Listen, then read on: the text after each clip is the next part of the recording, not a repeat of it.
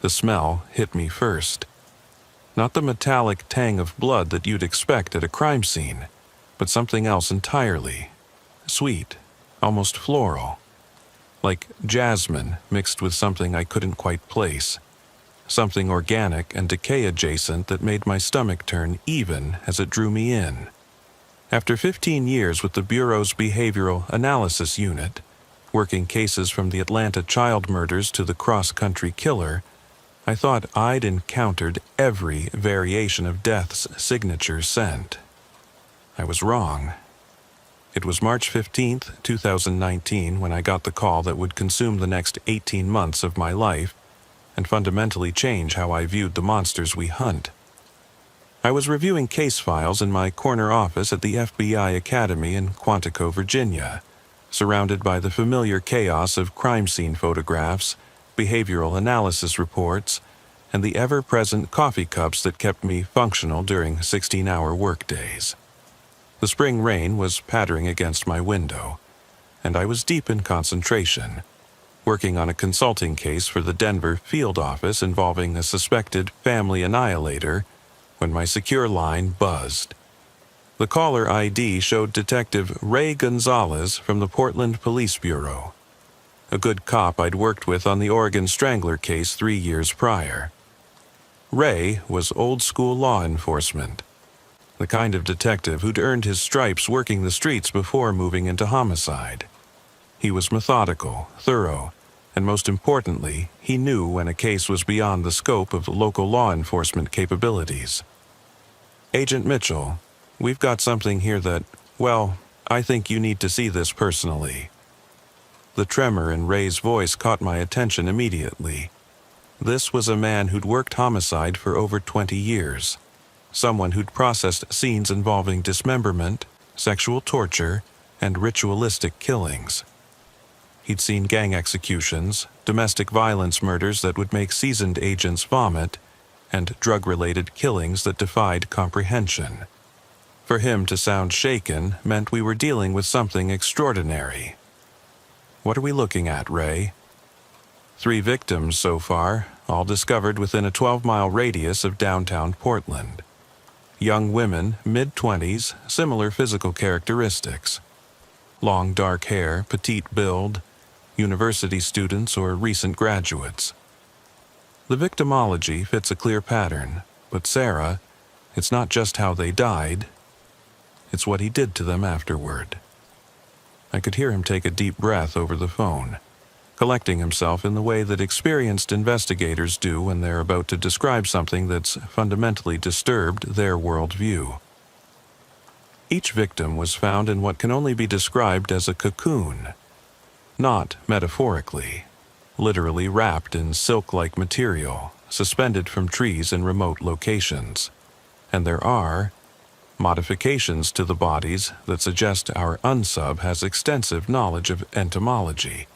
The crime scene techs are calling it the most sophisticated post-mortem presentation they've ever encountered. Entomology, the study of insects. In my experience, serial killers with specialized scientific knowledge were among the most dangerous and the most difficult to catch. They combined the methodical thinking of academics with the twisted psychology of predators, creating a perfect storm of intelligence and malevolence that often kept them ahead of law enforcement for years. How long between kills? I asked, already mentally cataloging what I knew about organized serial offenders. First victim, Jessica Chen, disappeared February 18th, found February 23rd. Second victim, Amy Rodriguez, disappeared March 1st, found March 5th. Third victim, Patricia Williams, disappeared March 8th, found this morning. He's accelerating, Sarah. The cooling-off period is shrinking. That was never a good sign. Accelerating serial killers were either building toward some kind of endgame or losing control of their compulsions. Either scenario meant more bodies were coming, and soon. I'm catching the next flight out, I told Ray. Don't let anyone else contaminate the scenes until I get there. And Ray, set up a joint task force briefing for tomorrow morning. We're going to need representatives from the Oregon State Police, Portland PD, and probably the U.S. Forest Service if these scenes are on federal land. Already done. I had a feeling you'd want to take point on this one.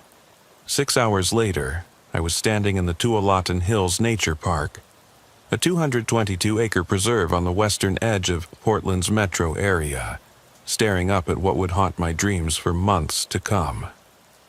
The late afternoon Pacific Northwest light filtered through the canopy of old-growth Douglas firs, creating an almost cathedral-like atmosphere that should have been peaceful.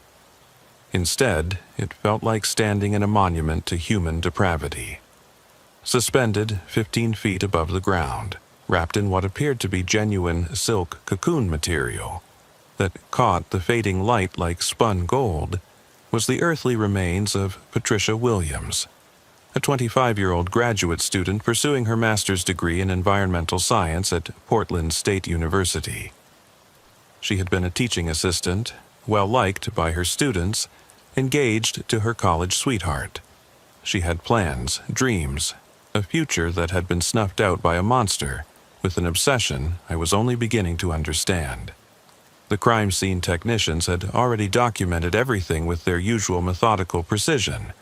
Photographs from every conceivable angle, measurements, soil samples, trace evidence collection. But seeing it in person sent a chill down my spine that had nothing to do with the Pacific Northwest's perpetual drizzle. The cocoon was a work of art, if art could be fundamentally evil. It was perfectly constructed, symmetrical, with what appeared to be actual butterfly wings incorporated into the silk matrix in intricate patterns that would have been beautiful if they weren't part of a murder scene. "How did you find her?" I asked Officer Martinez, the young patrol cop who'd been first on scene. He still looked green around the gills, and I could see his hands shaking slightly as he checked his notebook. Jogger called it in around 6:15 a.m. Mrs. Henderson lives about 2 miles from here, does this loop every morning before work. At first, she thought it was some kind of art installation, you know? Like those environmental art pieces they sometimes put up in parks. Then she saw the hair. Long black hair hung down from the bottom of the cocoon, swaying gently in the morning breeze.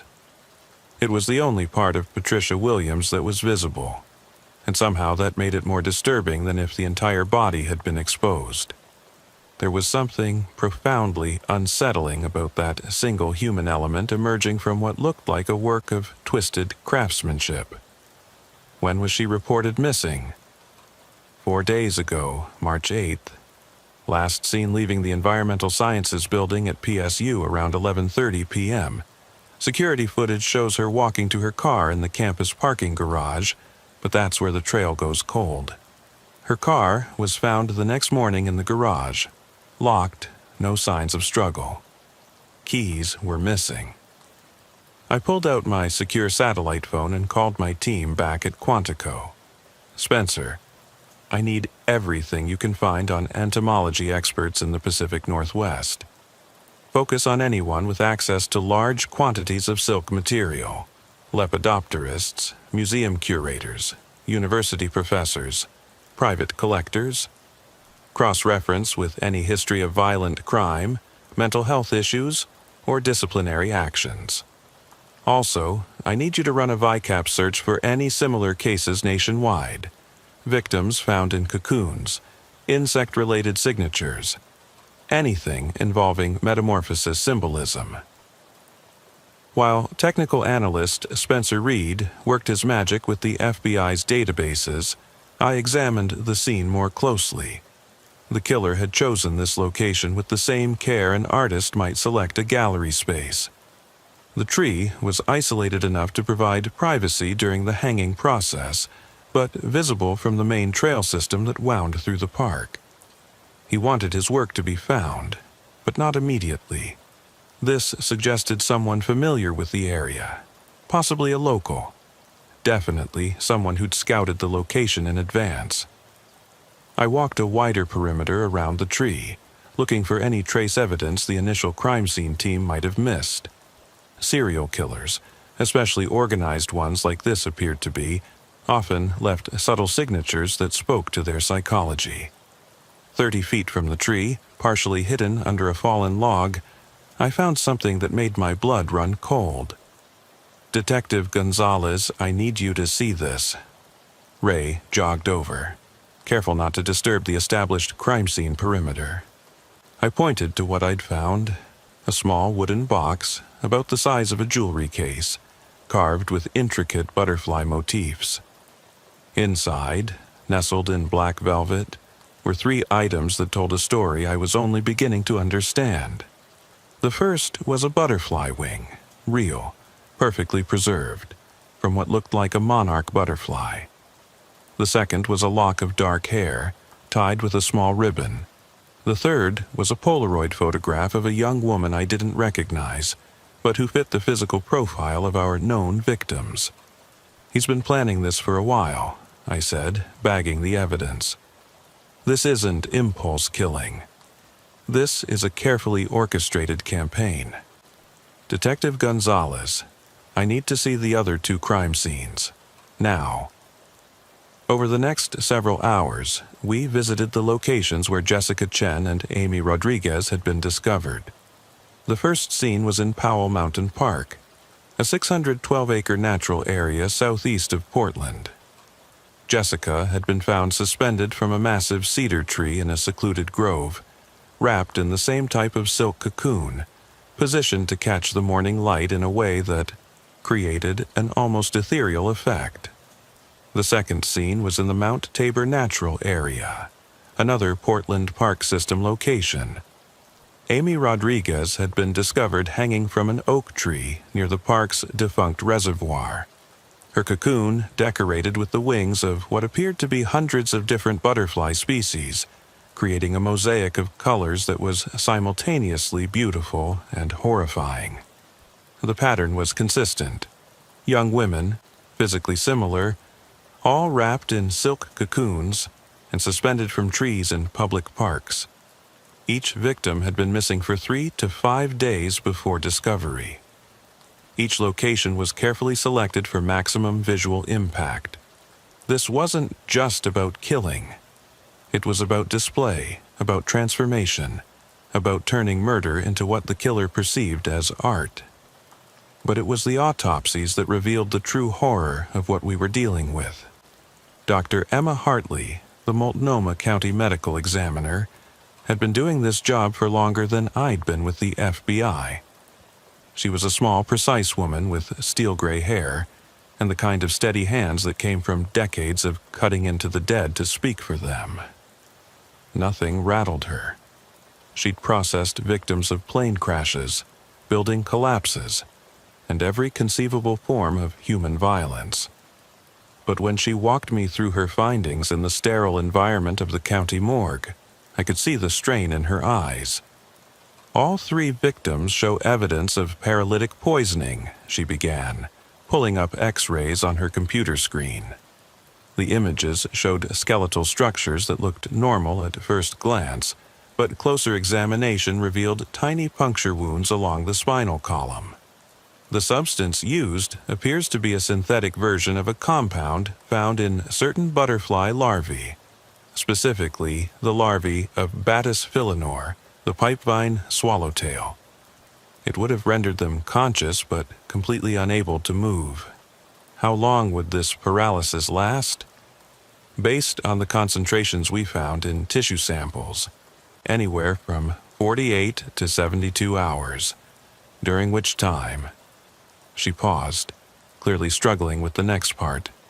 During which time the killer performed what can only be described as a metamorphosis simulation. The autopsy photos were unlike anything I'd seen in 15 years of chasing monsters. Each victim showed evidence of careful, precise surgical work, performed while they were alive but paralyzed. The killer had made dozens of small incisions along each victim's back, inserting what appeared to be wing-like structures made from actual butterfly wings, hundreds of them, carefully arranged and somehow fused to the tissue using what appeared to be a biological adhesive. Jesus Christ, I whispered, despite my usual professional composure. There's more. Stomach contents show the victims were fed a liquid diet for days, something resembling the protein soup that caterpillars consume during their pupation process. The compound is complex, containing amino acids, sugars, and what appears to be liquefied butterfly wings. And there are traces of silk proteins in their hair and under their fingernails, suggesting they were gradually wrapped in the cocoon material while still alive and conscious. Dr. Hartley pulled up additional photos showing the victims' faces. Each had been painted with what appeared to be natural pigments in patterns that mimicked butterfly wing markings. The attention to detail was extraordinary and deeply disturbing. The cause of death in all three cases was ultimately asphyxiation, but it was a slow process. The cocoon material was designed to gradually constrict as it dried, essentially squeezing the life out of them over a period of hours. They would have been fully aware of what was happening. The implications hit me like a physical blow. This wasn't just about killing. It was about transformation, about the killer's twisted obsession with turning human beings into something else entirely. The psychological profile was becoming clearer. We were dealing with someone who saw death not as an ending, but as a transition into what he perceived as a more perfect state of being. Back at the Portland field office, a glass and steel building that housed the FBI's Oregon operations, I spread crime scene photos across a conference table and began building the profile. The room was sterile, all fluorescent lights and government-issue furniture, but it provided the kind of focused environment I needed to get inside a killer's head. This unsub was highly organized, methodical, and possessed extensive knowledge of lepidopterology, the study of butterflies and moths. The cocoon construction alone would require weeks of preparation for each victim. He was patient, disciplined, and had access to sophisticated equipment and materials. The biological adhesives, the paralytic compounds, the silk material, none of these were items you could pick up at a local craft store. My phone rang, interrupting my analysis. It was Spencer Reed from our technical analysis unit at Quantico. "Sarah, I've got something. There's a guy named Dr. Marcus Webb, former entomology professor at Oregon State University. He was dismissed 3 years ago following allegations of inappropriate conduct with female students.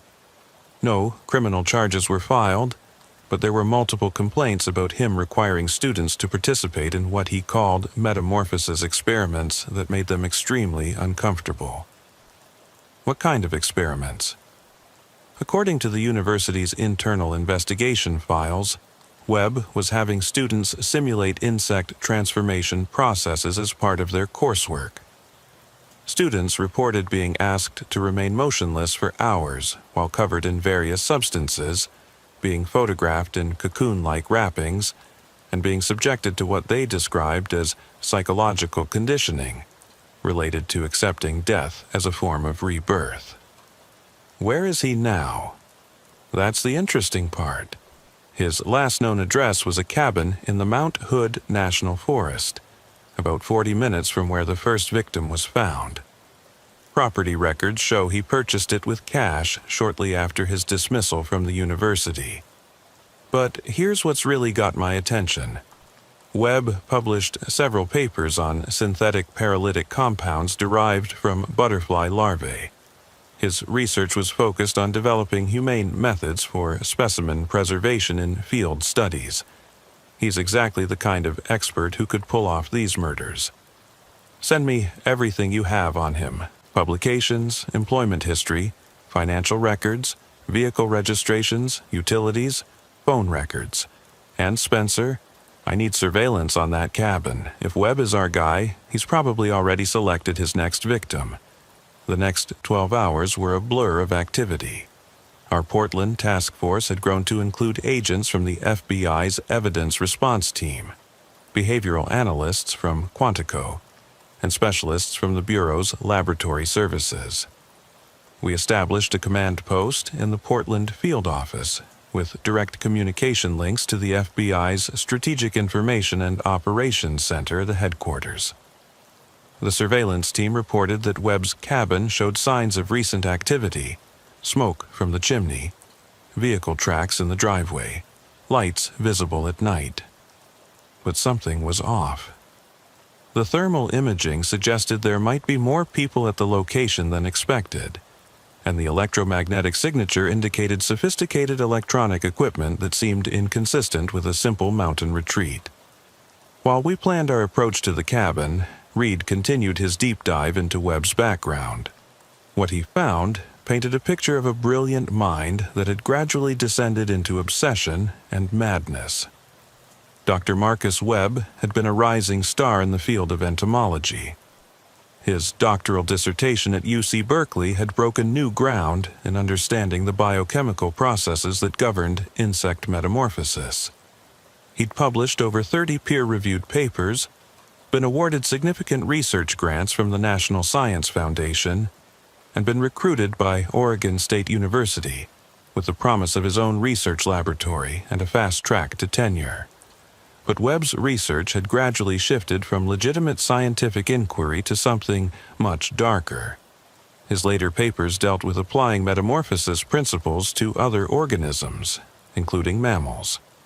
He'd written extensively about the limitations of human consciousness and the potential for using paralytic compounds to induce transformative experiences in human subjects. The complaints against Webb at the university had started small, students reporting that he made them uncomfortable, that his teaching methods were unconventional, that he seemed overly interested in their personal lives. But the complaints had escalated. Female students reported that Webb had required them to participate in immersive research experiences that involved being restrained, photographed, and subjected to what could only be described as psychological torture disguised as academic experimentation. The university had tried to handle the situation quietly, offering Webb early retirement and a generous severance package in exchange for his resignation. But Webb had refused, forcing them to go through formal dismissal proceedings. During the hearing, Webb had delivered a rambling 40-minute speech about the evolutionary necessity of human transformation and the beauty of death as rebirth. The hearing officers had been so disturbed by his presentation that they'd recommended psychological evaluation, but Webb had disappeared before it could be conducted. As we prepared for the operation at Webb's cabin, I received a call that changed everything. "Agent Mitchell, this is Detective Susan Chen with the Vancouver Police Department. I think we have one of your victims." My heart sank. Vancouver was just across the Columbia River from Portland, well within the geographical area where our killer was operating. "What do you have, Detective?" "Female, mid-20s, Asian American, fits the physical profile you circulated. But she's not dead, she's alive, and she's asking for the FBI." 20 minutes later, I was racing across the interstate bridge toward Vancouver, Washington, with Detective Gonzalez and 2 tactical agents from our evidence response team. The call from Detective Chen had been brief but chilling. They had a woman matching our victim profile who claimed to have escaped from the Butterfly Man and was demanding to speak to federal agents. Vancouver's Peace Health Southwest Medical Center was a sprawling complex of modern buildings surrounded by the kind of carefully maintained landscaping that was supposed to project calm and healing. Instead, as I hurried through the emergency department, it felt like another crime scene waiting to happen. Detective Susan Chen met us at the elevator. She was a compact woman in her 40s with the kind of alert eyes that missed nothing, and the grim expression she wore told me that whatever we were about to see was going to be bad. The victim's name is Lisa Park, 24 years old, graduate student at Washington State University. She was found this morning walking along Highway 14, about 15 miles east of here.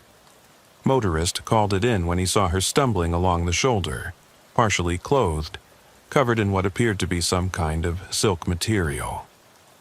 Is she coherent? Physically, she's in surprisingly good condition considering what she says happened to her. Dehydrated, some superficial cuts and bruises, but no major injuries. Psychologically, well, you'll see, she's been asking for the FBI since she was brought in. Specifically asking for someone who understands the butterflies.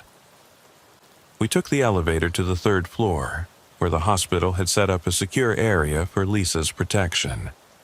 The hallway was guarded by 2 uniformed officers, and I could see additional security measures that suggested they were taking no chances with her safety. Lisa Park was sitting up in her hospital bed, wrapped in a standard-issue hospital gown, but what struck me immediately was her eyes.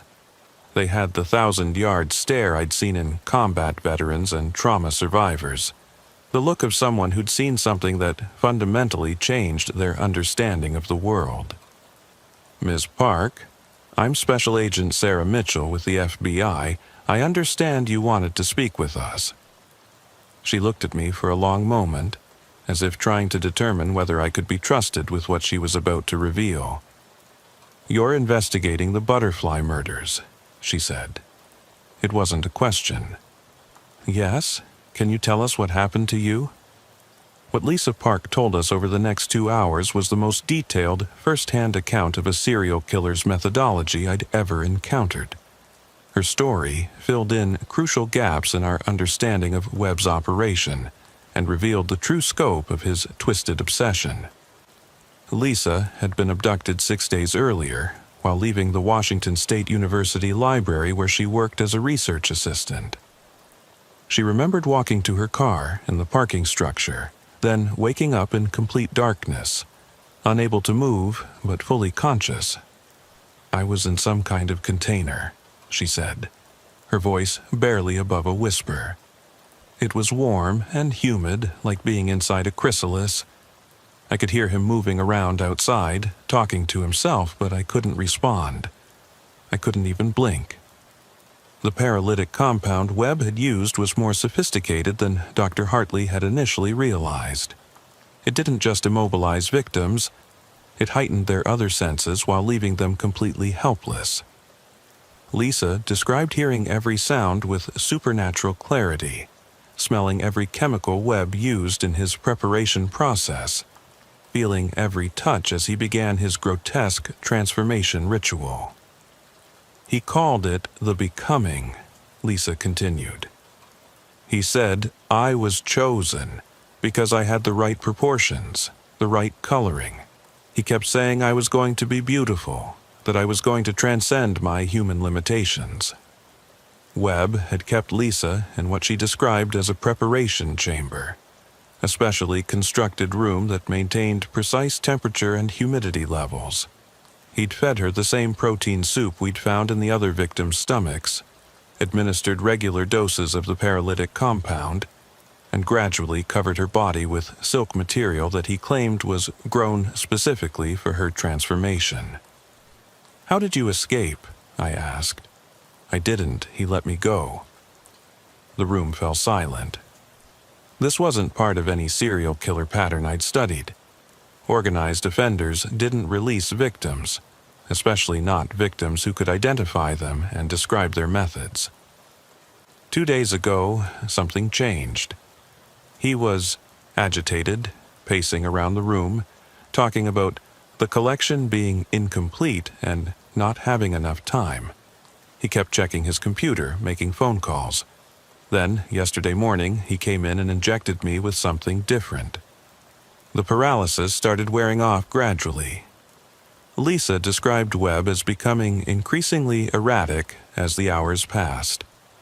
He'd alternate between treating her with the kind of gentle care one might show a valuable specimen and violent outbursts where he'd scream about interference and people who didn't understand the work. Finally, he just opened the container and told me to leave. He said the collection was moving to a more suitable location, and that I was no longer viable for the final transformation. He gave me some clothes and drove me to the highway. The last thing he said was, "Tell them the butterflies are flying home." I felt a chill that had nothing to do with the hospital's air conditioning. Webb wasn't just releasing Lisa, he was sending us a message. This was either a final taunt before he disappeared, or he was escalating to some kind of endgame we hadn't anticipated. "Lisa, I need you to think carefully. Did you see any other people at this location? Hear any voices besides Webb's?" There were others. I couldn't see them, but I could hear voices, footsteps. At least 2 other men, maybe more. They called Webb Doctor and seemed to be helping him with the work. This changed everything. We weren't dealing with a lone serial killer. We were looking at an organized group with a shared obsession. The implications were staggering. I called Spencer Reed from the hospital hallway. "Spencer, I need you to expand your search parameters. We're looking at multiple suspects, possibly an organized group with academic or scientific backgrounds. Cross-reference any associates of Webb's from his university days, research collaborators, former students who might share his interests." "I'm already on it, Sarah. I found something else you need to know. Webb's financial records show large cash payments over the past year from a source I can't identify. Someone has been funding his research, and they have serious money behind them." As I hung up the phone, Detective Chen approached with a grim expression. "Agent Mitchell, we have a problem. Lisa Park isn't the only one. We just got a call from Oregon State Police. They found another survivor." The Oregon State Police had found Michael Chen, no relation to victim Jessica Chen, wandering along a rural highway 50 miles south of Portland. Like Lisa Park, he was disoriented, partially clothed, and covered in silk residue. Unlike Lisa, Michael was male, which shattered our victim profile and suggested Webb's operation was evolving in ways we hadn't anticipated. Michael's story filled in more pieces of the puzzle, but also raised new questions about the scope of what we were dealing with. He'd been abducted 3 weeks earlier while hiking alone in the Mount Hood National Forest. His disappearance had been attributed to a hiking accident, and search and rescue teams had been looking for his body in the wilderness. Instead, he'd been held in what he described as an underground facility with multiple chambers, each designed for different stages of Webb's transformation process. He'd seen other victims, both male and female, in various stages of the becoming ritual. Some were in the early paralysis phase, others were being prepared for cocoon wrapping, and still others were in what Webb called the final emergence. There were dozens of them, Michael told us from his hospital bed at Oregon Health and Science University. Men, women, different ages. He had them organized by what he called transformation compatibility. Some were selected for traditional metamorphosis, others for what he called hybrid experimentation. The hybrid experimentation was something new and deeply disturbing. Michael described seeing victims who had undergone surgical procedures that went far beyond the wing attachments we'd seen in the 3 murder victims. Webb and his associates were attempting to create what they called functional human-insect hybrids through a combination of surgery, genetic manipulation, and psychological conditioning. He kept talking about the client requirements, Michael continued, like he was filling orders for specific types of products. He had photographs, specifications, delivery schedules. This wasn't just about his personal obsession anymore. He was running a business. The implications hit me like a sledgehammer. We weren't just dealing with a serial killer. We were looking at a human trafficking operation that specialized in creating custom victims for clients with extremely specific and horrific requirements. The transformation theme wasn't just Webb's personal obsession. It was a service being provided to a network of individuals who shared similar twisted desires. I immediately called Assistant Director Jennifer Morrison, my supervisor at the FBI's Behavioral Analysis Unit. "Ma'am, we need to elevate this case to the highest priority level. We're looking at organized human trafficking with multiple suspects, significant financial backing, and potential interstate commerce violations. I need a full task force, resources from the Bureau's Human Trafficking Division, and coordination with Interpol." "Done. How many victims are we talking about?" "Conservative estimate based on survivor accounts, dozens, possibly more, and ma'am, we have reason to believe some of the victims are being prepared for international shipment." Within 6 hours, our small Portland task force had expanded into a major multi-agency operation. Representatives from the FBI's Human Trafficking Division, the Department of Homeland Security, U.S. Customs and Border Protection, and Interpol had converged on Portland.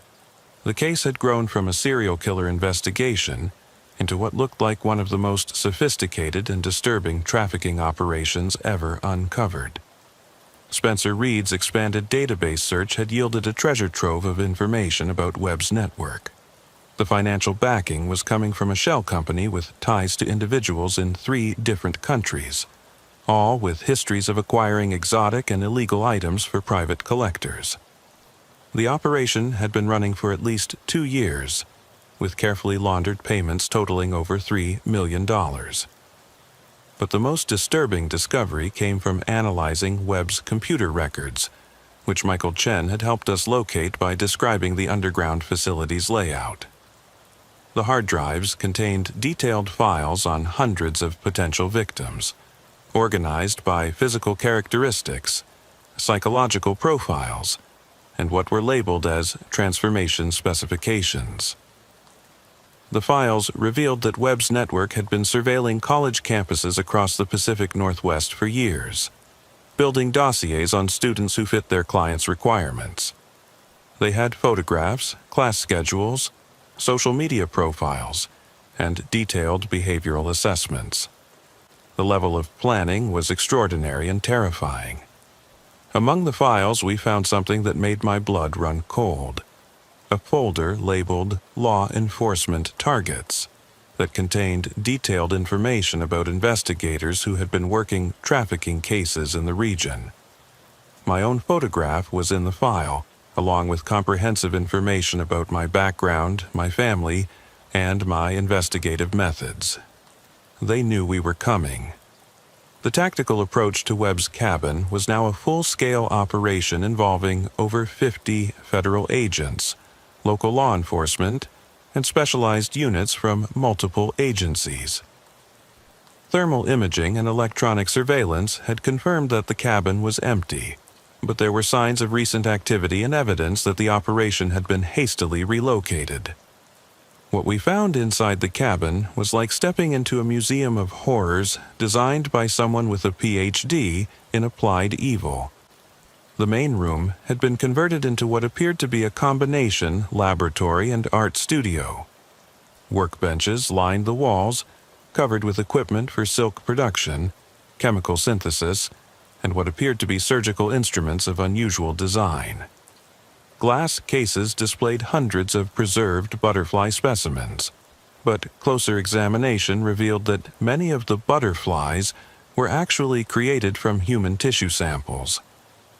The basement had been excavated and expanded into a complex of interconnected chambers, each designed for a specific purpose in Webb's transformation process. The preparation chamber where Lisa Park had been held was sterile and clinical, with precise environmental controls and monitoring equipment.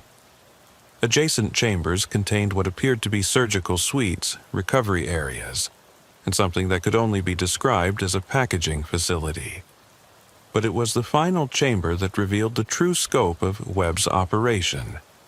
The walls were lined with what appeared to be shipping containers, each labeled with alphanumeric codes and destination information. Several containers were empty, but others contained equipment, supplies, and documentation that painted a picture of an international network of individuals with interests similar to Webb's.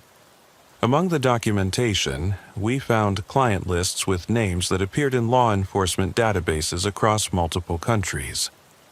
There were orders for specific types of victims, detailed specifications for transformation procedures, and shipping manifests for biological specimens that had been sent to locations in Europe, Asia, and South America.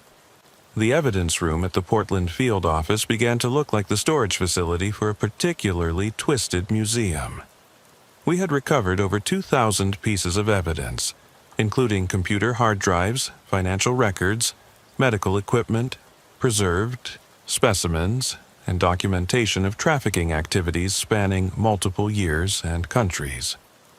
But Webb himself remained at large, along with at least 3 known associates and an unknown number of victims who had been moved before our raid. The break in the case came from an unexpected source. Dr. Emma Hartley, the medical examiner who had been working with us from the beginning. While analyzing tissue samples from the cabin, she discovered something that changed our understanding of Webb's methodology. The silk material isn't naturally produced, she told me, pointing to microscopic images on her computer screen. It's a synthetic compound that mimics natural silk proteins, but it's been engineered to include what appears to be human DNA sequences. Human DNA? From whom? That's the disturbing part. The DNA sequences appear to be from the victims themselves. Webb was somehow extracting genetic material from his victims and incorporating it into the silk used to create their cocoons. It's like he was trying to create a biological connection between the victims and their transformation.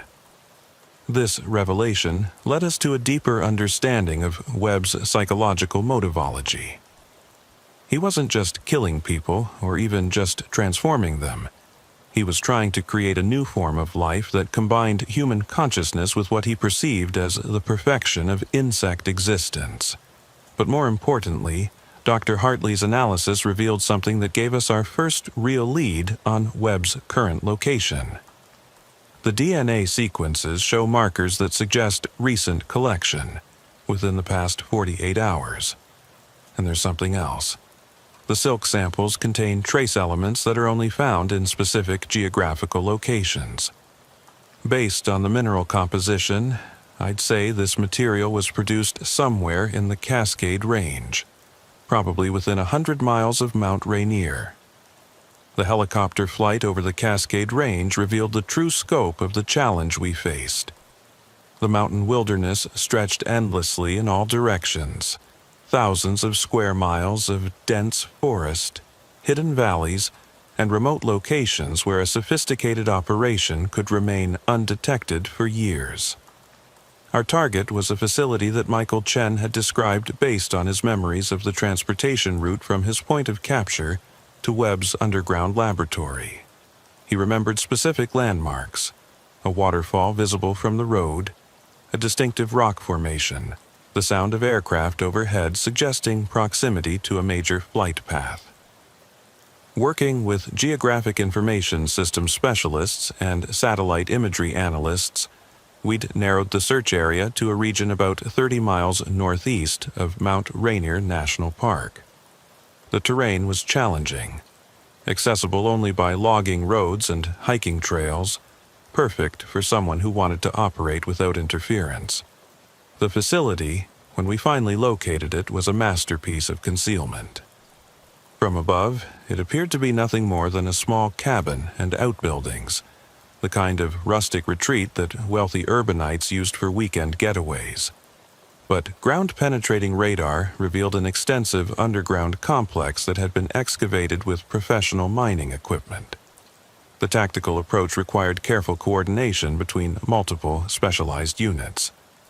The FBI's hostage rescue team took point, supported by agents from the Bureau's evidence response team and medical personnel prepared to deal with both traumatized survivors and the kind of physical evidence we expected to find. As we moved into position around the facility, I found myself thinking about the victims we knew about and the ones we might never identify. Jessica Chen, Amy Rodriguez, Patricia Williams, their deaths had been the visible tip of an iceberg of human suffering that extended far beyond what any of us had initially imagined. The assault on the compound began at dawn on March 28th, 13 days after I'd first arrived in Portland to investigate what I thought was a straightforward serial killer case. The operation involved over 80 federal agents, local law enforcement officers, and support personnel, making it one of the largest domestic law enforcement operations in the Pacific Northwest in decades. What we found inside the facility exceeded our worst expectations. The underground complex consisted of 12 interconnected chambers, each designed for specific aspects of Webb's operation. The entrance chamber appeared to be a normal basement, but hidden doors led to a maze of rooms that revealed the true scope of the trafficking network.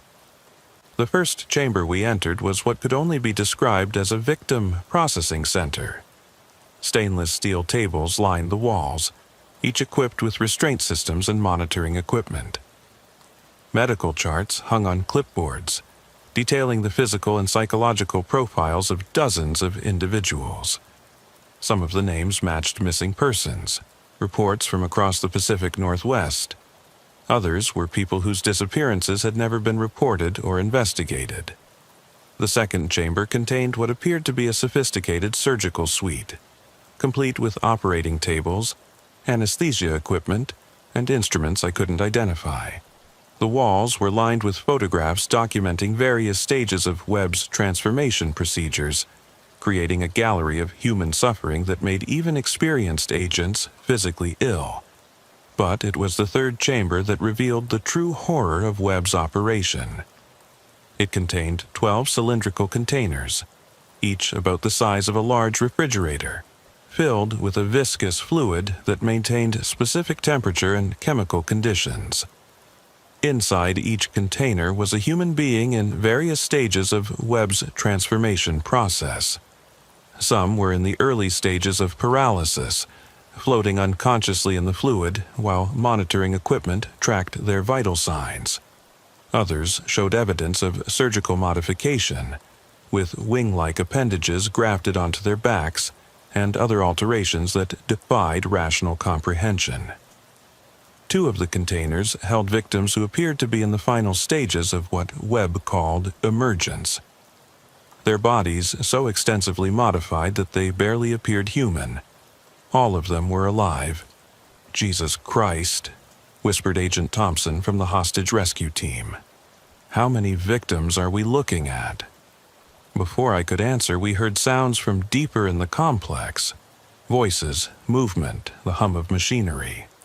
Webb and his associates were still on the premises.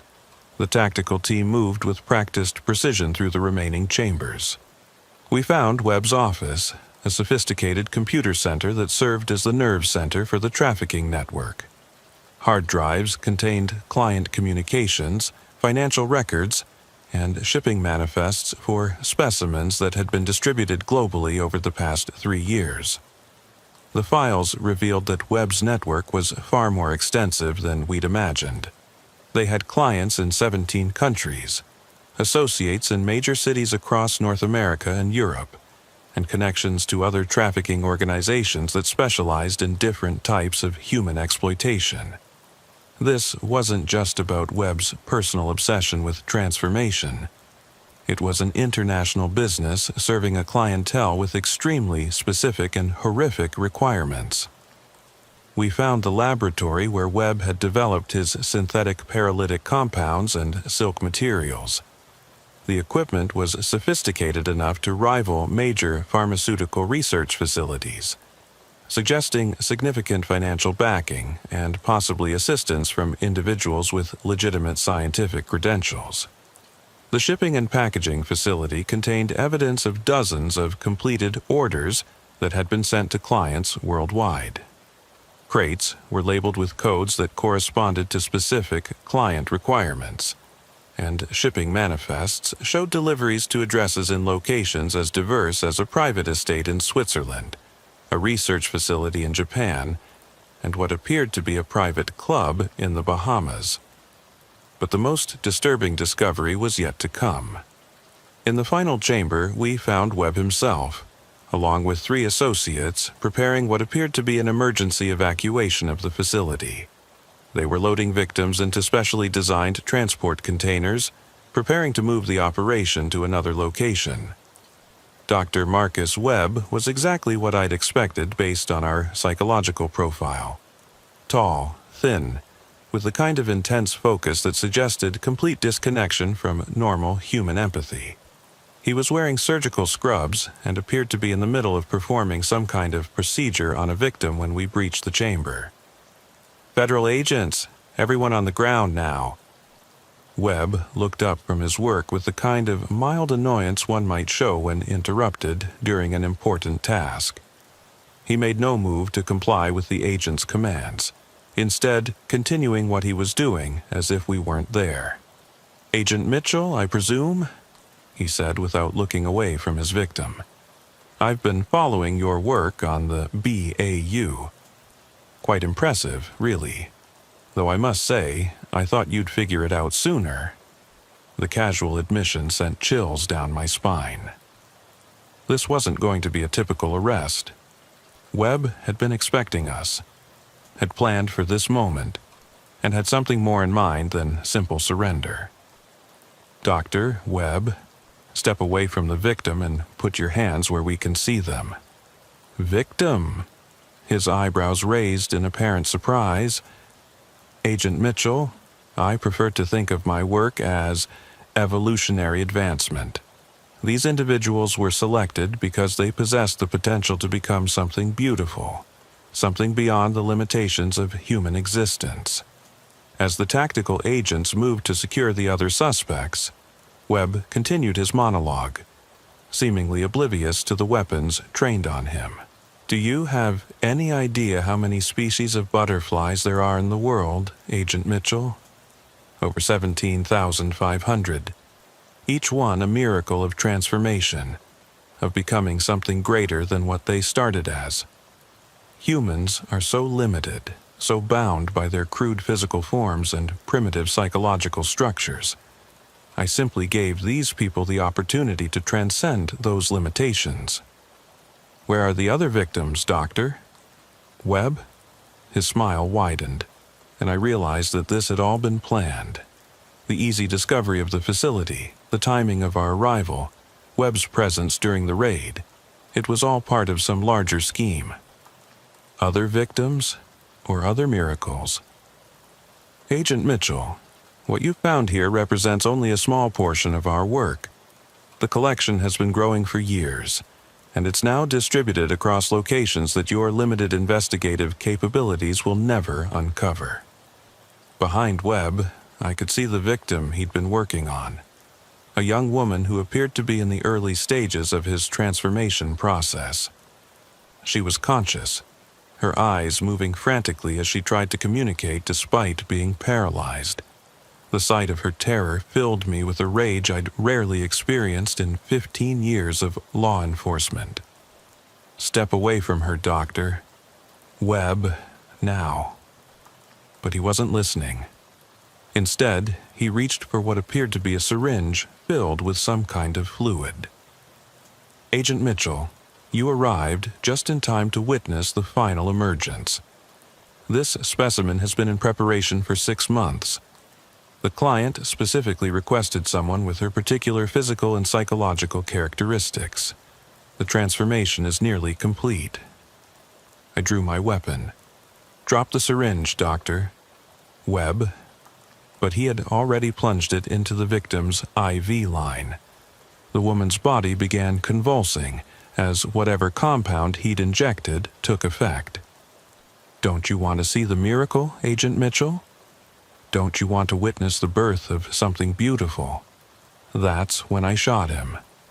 I'd never killed anyone in the line of duty before, despite 15 years of chasing the worst humanity had to offer.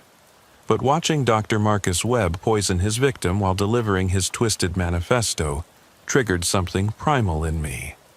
3 rounds center mass, and the monster finally stopped talking.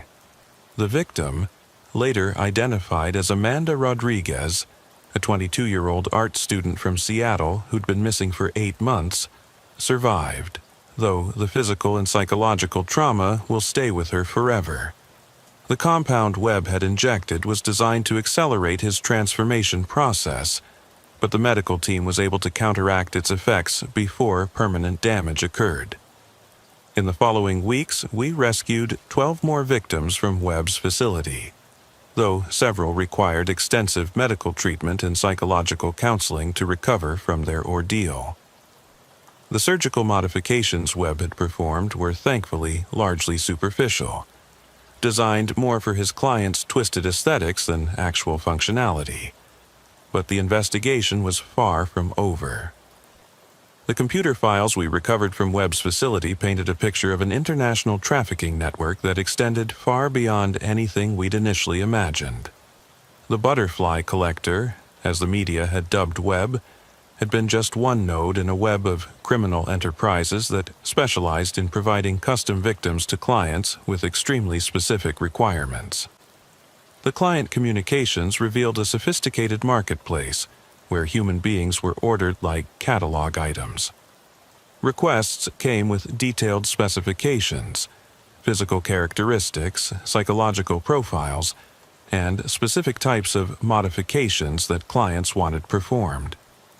The prices ranged from $50,000 for basic specimens to over $500,000 for victims who underwent Webb's full transformation process.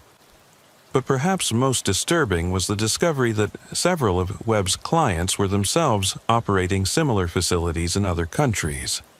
We found correspondence with individuals running operations in Romania, Thailand, and Colombia, all sharing techniques and best practices for victim acquisition, processing, and transport.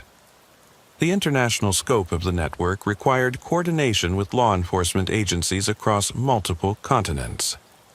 Interpol took the lead on the global investigation, while the FBI coordinated domestic efforts to identify and rescue victims who had been transported within the United States. Over the following months, raids on associated facilities led to the rescue of over 200 victims and the arrest of 47 individuals in 12 countries. The network had been operating for at least 5 years, generating an estimated $50 million in revenue from the sale of human beings to clients with interests ranging from scientific experimentation to private entertainment. But for every facility we discovered, there were indications of others that remained hidden. Webb's files contained references to sister operations and affiliated collectors that we were never able to identify. The scope of the network suggested that what we'd uncovered was only a fraction of a much larger criminal enterprise. The psychological profiles of the network's operators revealed a disturbing pattern. Unlike traditional human traffickers who were motivated primarily by financial gain, these individuals were driven by shared obsessions with transformation, control, and what they perceived as evolutionary advancement. They saw themselves not as criminals, but as pioneers in a new form of human development. Dr. Elizabeth Morrison, the FBI's chief behavioral analyst, spent months studying the psychological dynamics of the network. Her report concluded that we were dealing with a new type of organized crime, one that combined the financial motivations of traditional trafficking with the ideological obsessions typically associated with cult behavior. These individuals genuinely believe they're performing a service, Dr. Morrison explained during a briefing at FBI headquarters. They've convinced themselves that their victims are willing participants in some kind of evolutionary experiment. The psychological conditioning they use isn't just about control. It's about creating a shared delusion that justifies their actions. The conditioning process Webb and his associates used was more sophisticated than anything we'd encountered in previous trafficking cases. Victims were subjected to months of psychological manipulation designed to break down their sense of individual identity. and replace it with acceptance of their role as specimens in the transformation process. Some victims were so thoroughly conditioned that they actively resisted rescue efforts, insisting that they were participating in important scientific work. The deprogramming process required specialized therapeutic interventions and sometimes took years to complete. But perhaps the most chilling aspect of the investigation was the discovery that the network had been actively recruiting new operators, particularly individuals with scientific backgrounds who shared their obsessions with transformation and human modification. We found evidence of recruitment efforts targeting researchers who had been dismissed from legitimate institutions, medical professionals who had lost their licenses, and graduate students whose research interests aligned with the network's activities. The recruitment process was careful and methodical, designed to identify individuals who might be susceptible to the network's ideological framework. The financial structure of the network was equally sophisticated. Payments were processed through a complex web of shell companies and cryptocurrency transactions that made it extremely difficult to trace the flow of money. The network had its own banking relationships, investment portfolios, and what appeared to be legitimate business fronts that generated revenue to support their illegal activities. Most disturbing was the discovery that some of the network's clients were themselves wealthy individuals who used their legitimate businesses and social connections to provide cover for their illegal activities. We found evidence linking network clients to prominent figures in business, politics, and entertainment, though many of these connections proved difficult to investigate due to their wealth and influence. The recovery process for Webb's victims was unlike anything in my experience with trauma survivors. The combination of physical modifications, psychological conditioning, and extended captivity had created a unique set of challenges that required innovative therapeutic approaches. Dr. Sarah Williamson, a trauma specialist brought in from the FBI's Victim Services Division, established a specialized treatment program at a secure facility in Oregon. The program was designed to address both the physical and psychological aspects of the victim's experiences, while providing protection from potential retaliation by network associates who remained at large. Traditional PTSD treatment approaches aren't sufficient for these victims, Dr. Williamson explained. We're dealing with individuals who were subjected to systematic dehumanization over extended periods. Many of them have lost their sense of individual identity and need to essentially relearn how to exist as autonomous human beings. Lisa Park, the survivor who had provided crucial information during our investigation, became an advocate for other victims and an important resource in developing treatment protocols. Her recovery process was documented to help inform therapeutic approaches for other survivors. The hardest part wasn't the physical abuse, Lisa told me during one of our follow-up interviews. It was the way they made you believe that what was happening was somehow beneficial, that you were participating in something important. Even after being rescued, part of me kept wondering if I'd made a mistake by escaping. The conditioning process used by Webb and his associates was designed to create exactly this kind of psychological dependency. Victims were gradually isolated from their previous identities and convinced that their transformation was a form of evolutionary advancement that would benefit not just themselves but humanity as a whole. Michael Chen, the second survivor we'd encountered, had a particularly difficult recovery process. His longer captivity had resulted in more extensive conditioning, and he struggled with what therapists called survivor guilt, a sense that he had somehow betrayed the other victims by escaping. I knew there were others in the facility who were in worse condition than I was, he told me. Part of me felt like I should have tried to help them, but I was so focused on getting out that I didn't think about anything else. Now, I wonder if some of them died because I didn't try to save them. The reality was that Michael's escape had probably saved dozens of lives by providing us with the information we needed to locate Webb's facility. But the psychological trauma of his experience made it difficult for him to accept that his actions had been heroic rather than selfish. Amanda Rodriguez, the victim Webb had been preparing to kill during our raid, faced perhaps the greatest challenges in her recovery. The extensive psychological conditioning she'd endured, combined with the physical trauma of Webb's modification procedures, had left her with severe dissociative symptoms and difficulty distinguishing between reality and the delusions Webb had carefully constructed. "Sometimes, I still believe I'm supposed to be there," she admitted during a therapy session I was permitted to observe. "Part of me thinks that being rescued was a mistake, that I was supposed to complete the transformation process. I know intellectually that those thoughts aren't rational, but emotionally they feel real." The treatment program Dr. Williamson developed focused on helping victims rebuild their sense of personal identity and autonomy. The process involved intensive individual therapy, group sessions with other survivors, and gradual reintegration into normal social environments. But the recovery process was complicated by the ongoing investigation and the knowledge that other network operators remained at large. Several survivors received credible threats from unknown individuals, requiring them to remain in protective custody even after their initial treatment was completed. The threats weren't idle. 6 months after Webb's death, Lisa Park's apartment was broken into by individuals who left behind photographs of her during her captivity, along with a note suggesting that her transformation was incomplete. She was immediately relocated to a secure facility and provided with federal protection.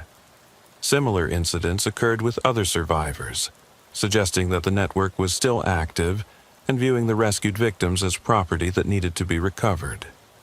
The psychological impact of these threats often undid months of therapeutic progress and required survivors to essentially start their recovery process over again.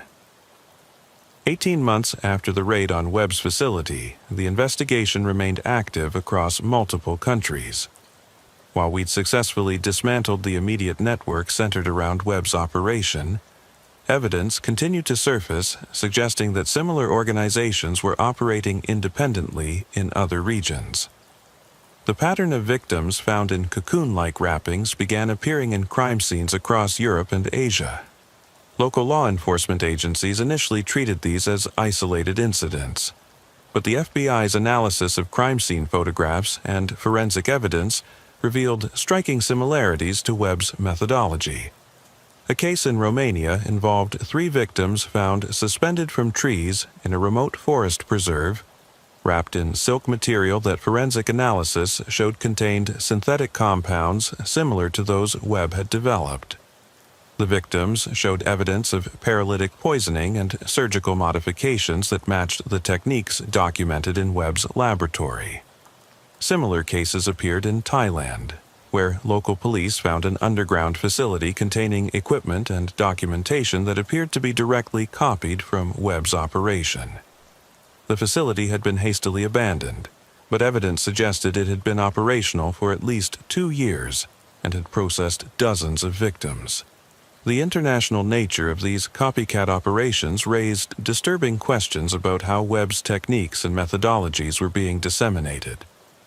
Computer analysis of the network's communications revealed that Webb had been in regular contact with individuals who appeared to be establishing their own facilities, using his methods as a template. "We're not just dealing with a single criminal network anymore," explained Assistant Director Morrison during a briefing at FBA headquarters. Webb's operation appears to have spawned a new type of organized crime that's spreading internationally. We're seeing evidence of similar facilities being established by individuals who may have never had direct contact with Webb, but who are using his methodology as a blueprint. The phenomenon was similar to what terrorism experts had observed with Al-Qaeda and ISIS, a central organization that inspired independent groups to adopt their methods and ideology. In Webb's case, the ideology centered around transformation and human modification, but the operational techniques were being replicated by criminals with their own motivations and client bases. The FBI's response involved establishing a specialized task force dedicated to tracking these emerging networks. The Butterfly Task Force, as it became known internally, coordinated with international law enforcement agencies to share intelligence and coordinate investigations. But the task force faced significant challenges. The networks were highly sophisticated in their operational security, using encrypted communications and cryptocurrency transactions that made them difficult to track. They also learned from Webb's mistakes, implementing better concealment methods and more careful victim selection processes that reduced their visibility to law enforcement. Perhaps most frustratingly, the networks appeared to be adapting their methods in response to our investigative techniques. Crime scenes that initially matched Webb's signature began showing subtle variations that suggested the operators were deliberately modifying their approaches to avoid detection. Spencer Reed, who had become the Bureau's leading expert on transformation-based trafficking networks, spent months analyzing these variations to identify patterns that might lead us to new facilities. "They're treating this like a science," he explained. "Each operation learns from the successes and failures of previous cases, then adapts their methodology accordingly. It's like trying to track an organism that's evolving in real time to evade capture." The psychological profiles of network operators also began showing evolution. While Webb and his immediate associates had been driven primarily by ideological obsessions with transformation, newer operators appeared to be more pragmatically motivated, viewing the transformation theme as a market niche rather than a genuine belief system. This shift made the newer networks potentially more dangerous, as they were less constrained by the ideological limitations that had ultimately led to Webb's downfall. They were willing to modify their methods, target different victim populations, and adapt their services to meet changing client demands. The client base was also evolving. While Webb's network had primarily served individuals with specific transformation obsessions, newer networks were attracting clients with different motivations. Some appeared to be using the transformation process as a form of torture or punishment. Others, as a way to create victims for specific types of exploitation. The diversification of client motivations meant that the networks were becoming less predictable in their victim selection and methodology. This made it increasingly difficult to anticipate their activities or identify potential targets for rescue operations. 3 years after I first arrived in Portland to investigate what I thought was a straightforward serial killer case, the impact of the Butterfly Collector investigation continues to ripple through law enforcement communities worldwide. The case fundamentally changed how we approach human trafficking investigations and highlighted the emergence of new forms of organized crime that combine traditional criminal motivations with ideological obsessions. The FBI's training programs now include specialized modules on transformation-based trafficking networks, and behavioral analysts are taught to recognize the psychological signatures associated with these types of operations. The techniques we developed during the Webb investigation have been used successfully in dozens of other cases involving similar networks, but the case also highlighted significant gaps in our investigative capabilities. The international nature of these networks requires levels of coordination and resource sharing that existing law enforcement structures weren't designed to handle. The Butterfly Task Force has become a model for international cooperation, but similar task forces are needed to address other emerging forms of transnational crime. Dr. Williamson's treatment protocols for transformation trafficking survivors have been adopted by victim services programs across the country. The specialized therapeutic approaches she developed are now considered the standard of care for victims of this type of abuse, and her research has contributed to broader understanding of how to treat victims of systematic dehumanization. The survivors themselves have become powerful advocates for improved victim services and more aggressive prosecution of trafficking networks. Lisa Park established a foundation that provides support for survivors of extreme trafficking situations, while Michael Chen has worked with law enforcement agencies to develop better techniques for victim identification and rescue. Amanda Rodriguez's recovery has been more challenging, but she has gradually rebuilt her life and now works as a counselor specializing in dissociative disorders. Her insights into the psychological impact of transformation trafficking have been invaluable in developing more effective treatment approaches. But the investigation also revealed uncomfortable truths about the scope of human exploitation and the sophistication of modern trafficking networks. The clients we identified represented a cross-section of wealthy and influential individuals from around the world, suggesting that demand for extreme forms of human exploitation exists at all levels of society. The financial resources available to these networks and their ability to corrupt legitimate institutions and individuals demonstrated that trafficking has evolved far beyond the stereotypical image of crude criminal enterprises. Modern trafficking networks operate like sophisticated businesses, with research and development divisions, quality control processes, and customer service departments. Perhaps most disturbing was the realization that Webb's network represented just one variation on themes that exist throughout the trafficking world. The transformation obsession was unique to Webb and his associates, but the underlying structure, sophisticated victim acquisition, elaborate conditioning processes, custom modification services, could be applied to almost any form of human exploitation. The case files remain active, with ongoing investigations in 17 countries. New evidence continues to surface, sometimes years after it was initially collected, providing leads that take investigators down new paths of inquiry. The scope of the networks we've uncovered suggests that we may never fully understand the extent of the damage they caused or the number of victims they processed. The body count started in Phoenix on a Tuesday morning that would forever change how the Bureau understood the reach of Mexican cartels into American cities. What appeared to be a routine gang shooting in a South Phoenix warehouse district would unravel into the largest interstate organized crime investigation in the Southwest's history. I'd been working organized crime for the FBI's El Paso Field Division for 8 years, when I got the call from Assistant Special Agent in Charge Rebecca Torres. The Phoenix Police Department had requested federal assistance on what they initially thought was a local turf war between rival gangs. 4 bodies, execution-style killings, all with connections to drug distribution networks that stretched from the Mexican border to as far north as Denver. "Santos, I need you in Phoenix by noon," Torres said, her voice carrying that edge that meant something big was developing. PPD found something at the scene that suggests we're not dealing with local players. What kind of something?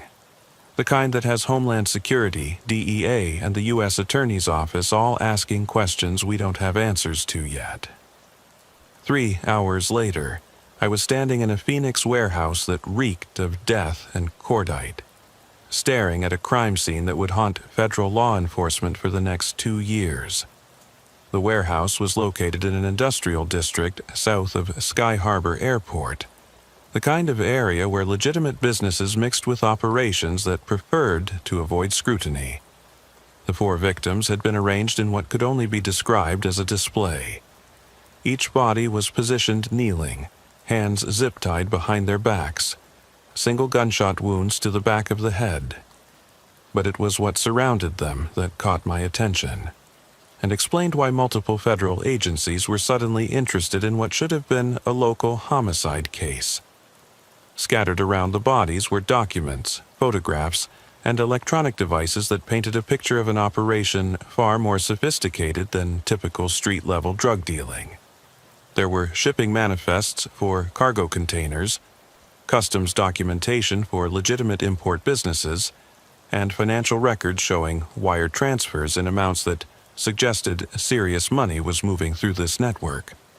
Detective Ray Castellanos from Phoenix PD's Organized Crime Unit walked me through what they'd found so far. Castellanos was a 20-year veteran who'd seen every variation of drug-related violence the desert had to offer, but even he seemed shaken by the scope of what they'd uncovered. The primary victim is Eduardo Morales, 34, legitimate businessman on paper, owns 3 import-export companies with offices in Phoenix, Tucson, and Albuquerque. Clean record, pays his taxes, even donated to local charities. Problem is, his businesses were moving a lot more than the pottery and textiles listed on their customs forms. Castellanos handed me a thick folder containing financial documents that had been recovered from a safe in the warehouse office. The numbers were staggering. Wire transfers totaling over $50 million in the past 18 months, all flowing through a network of shell companies and offshore accounts. Who else do we have? Victim 2 is Carlos Mendoza, Morales' logistics coordinator. Former military, served 2 tours in Afghanistan as a transportation specialist. Guy knew how to move things without attracting attention. Victim 3 is Maria Santos. No relation, I assume. She was the financial operations manager. MBA from ASU, worked for several legitimate firms before joining Morales' organization 2 years ago. I studied the photographs of the victims, noting the professional nature of their execution. These weren't heat-of-the-moment killings, or the result of a deal gone wrong. Someone had planned this carefully, eliminating key personnel in what appeared to be a systematic dismantling of Morales' operation. What about Victim 4? Castellanos hesitated for a moment, exchanging glances with his partner. That's where this gets interesting. James Fletcher, 41, DEA informant who'd been providing intelligence on cartel operations in Arizona for the past 3 years. According to his handler, Fletcher had been reporting increased activity in the Phoenix area, suggested that someone was consolidating multiple trafficking routes under a single organization. The revelation that a federal informant had been among the victims elevated this from a local crime to a potential national security issue. If cartels were sophisticated enough to identify and eliminate federal assets, we were dealing with organizations that had intelligence capabilities rivaling legitimate governments. I called Assistant Director Patricia Moreau at FBI headquarters in Washington. Moreau oversaw the Bureau's transnational organized crime program and had been tracking the evolution of Mexican cartels for over a decade. Pat, we have a situation in Phoenix that looks like it might connect to broader cartel consolidation activities. I need a multi-agency task force and resources for what could be a major interstate investigation. How major are we talking, Miguel? Conservative estimate? Multi-state trafficking network with sophisticated money laundering operations, possible corruption of legitimate businesses and government officials, and intelligence capabilities advanced enough to identify and eliminate federal informants. We could be looking at billions in drug money and distribution networks that stretch from Mexico to Canada. You'll have whatever you need. I'm establishing a joint task force under your direction. Representatives from DEA, Homeland Security, IRS Criminal Investigation, and U.S. Customs and Border Protection will be in Phoenix by tomorrow morning. The next phase of the investigation began with analyzing the financial documents recovered from the warehouse. What we found revealed a level of sophistication that challenged everything we thought we knew about cartel operations in the United States. The network wasn't just moving drugs. It was a fully integrated criminal enterprise that included legitimate businesses, sophisticated money laundering operations, and what appeared to be corruption networks that extended into government agencies at multiple levels. Bank records showed transactions with companies in 12 states, suggesting a distribution network that covered most of the American Southwest and extended into the Midwest. But it was the customs documentation that provided our first real break in the case. Mixed in with legitimate shipping manifests were documents showing cargo containers that had been processed through ports in Long Beach, California, and Houston, Texas, with final destinations including Phoenix, Denver, Kansas City, and Chicago. The containers were listed as containing various manufactured goods from Mexico: furniture, textiles, pottery, electronics. But the shipping weights didn't match the declared contents, and several containers showed evidence of having been modified with hidden compartments designed to conceal narcotics during transport. Intelligence analyst Jennifer Chang, on loan from the DEA's El Paso Intelligence Center, spent 3 days creating a timeline of container movements that revealed a pattern suggesting coordinated distribution activities across multiple states. "This isn't random drug smuggling," Chang explained during our first task force briefing. "Someone is using legitimate import businesses as cover for a sophisticated distribution network. The containers are coming through legal ports of entry, processed by companies with proper customs documentation, then transported to distribution points using legitimate trucking companies." The scope of the operation was staggering. Container manifests showed shipments arriving every 2 weeks for the past 18 months, with estimated street values in the hundreds of millions of dollars. The drugs were being distributed through networks that included not just traditional street dealers, but legitimate businesses that provided cover for money laundering and distribution activities. But the most disturbing aspect of the investigation was what we weren't finding. Despite the massive scale of the operation, there was almost no street-level violence associated with the network. Traditional cartel operations were characterized by territorial disputes, violent enforcement actions, and high-profile displays of power. This network was operating almost invisibly, avoiding the kind of attention that typically brought federal law enforcement into cartel investigations. "They've learned," explained Dr. Robert Kim, a criminal intelligence analyst from the FBI's Behavioral Analysis Unit, who specialized in organized crime psychology. Traditional cartel operations attracted law enforcement attention because of their violence and territorial behavior. This network has eliminated those characteristics while maintaining operational effectiveness. They're operating more like a multinational corporation than a traditional criminal organization. The corporate comparison was more accurate than we initially realized.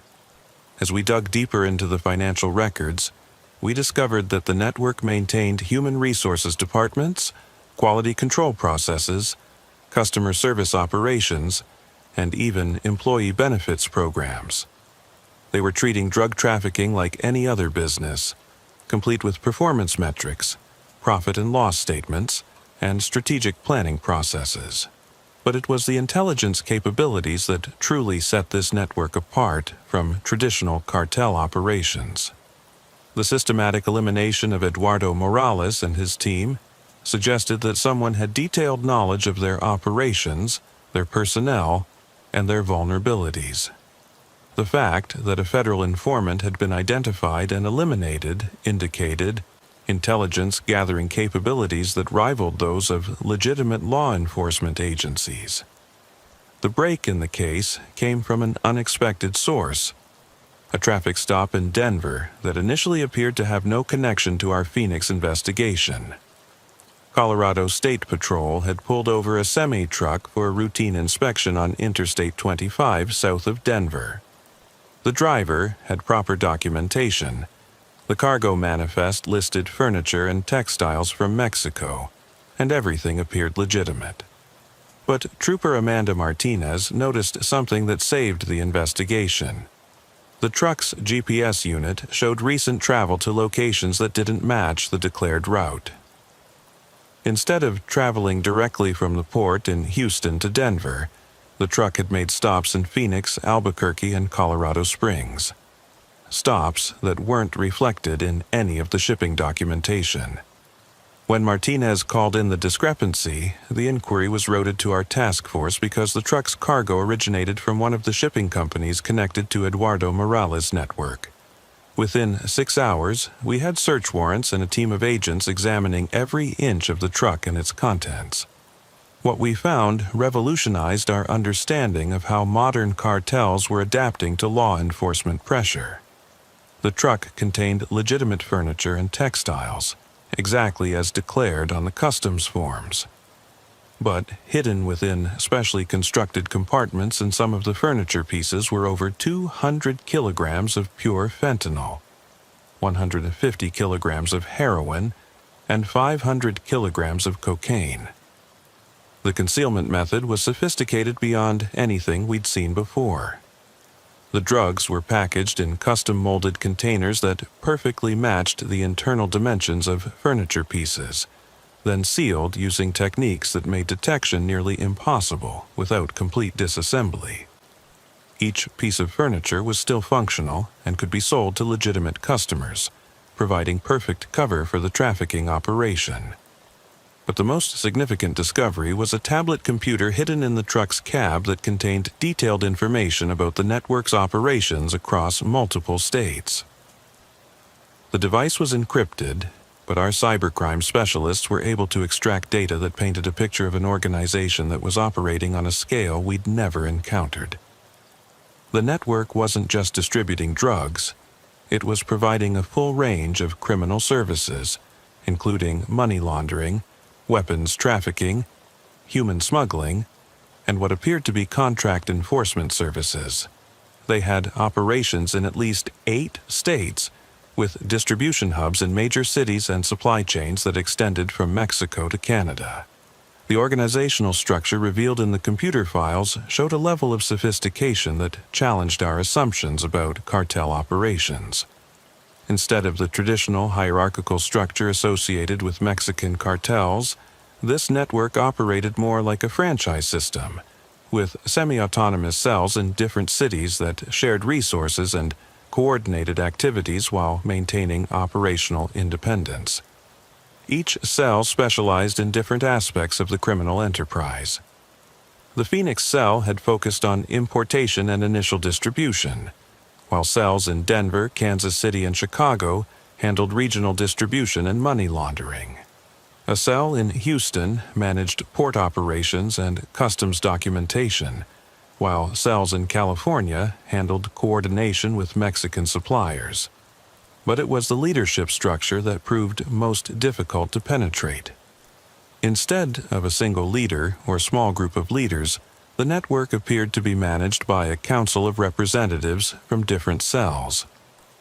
Decision-making was distributed, and no single individual had complete knowledge of all operations, a structure designed to limit damage from law enforcement infiltration or arrests. The investigation expanded rapidly as we traced connections revealed by the Denver truck seizure. Financial records showed transactions with businesses in Texas, New Mexico, Colorado, Kansas, Missouri, Illinois, California, and Nevada. We were looking at a criminal enterprise that generated hundreds of millions of dollars annually and had the organizational sophistication to operate across state lines while avoiding detection. Special Agent Lisa Rodriguez from our Financial Crimes Division took the lead on following the money trail. What she found revealed a money laundering operation that was more sophisticated than many legitimate financial institutions. "They're not just washing drug money," Rodriguez explained during a task force briefing. "They've created an entire parallel financial system that allows them to move money internationally while maintaining the appearance of legitimate business transactions." The money laundering network included dozens of shell companies, offshore accounts in multiple countries, cryptocurrency, exchanges, and what appeared to be corruption relationships with employees at legitimate financial institutions. Money could be moved from street-level sales in Chicago to accounts in Mexico within hours. passing through multiple institutions and jurisdictions in ways that made tracking nearly impossible. But the network's sophistication extended beyond financial operations. Intelligence files recovered from the Denver truck revealed that the organization maintained detailed surveillance on law enforcement activities, including profiles of federal agents, local police officers, and prosecutors who worked organized crime cases. My own photograph was in the files, along with information about my background, my family, and my investigative methods. The profile was comprehensive enough to suggest that someone had been monitoring my activities for months, possibly years. Similar profiles existed for dozens of other law enforcement personnel across multiple agencies and jurisdictions. The surveillance capabilities implied the existence of intelligence networks within law enforcement agencies, government institutions, and legitimate businesses. The organization wasn't just avoiding law enforcement.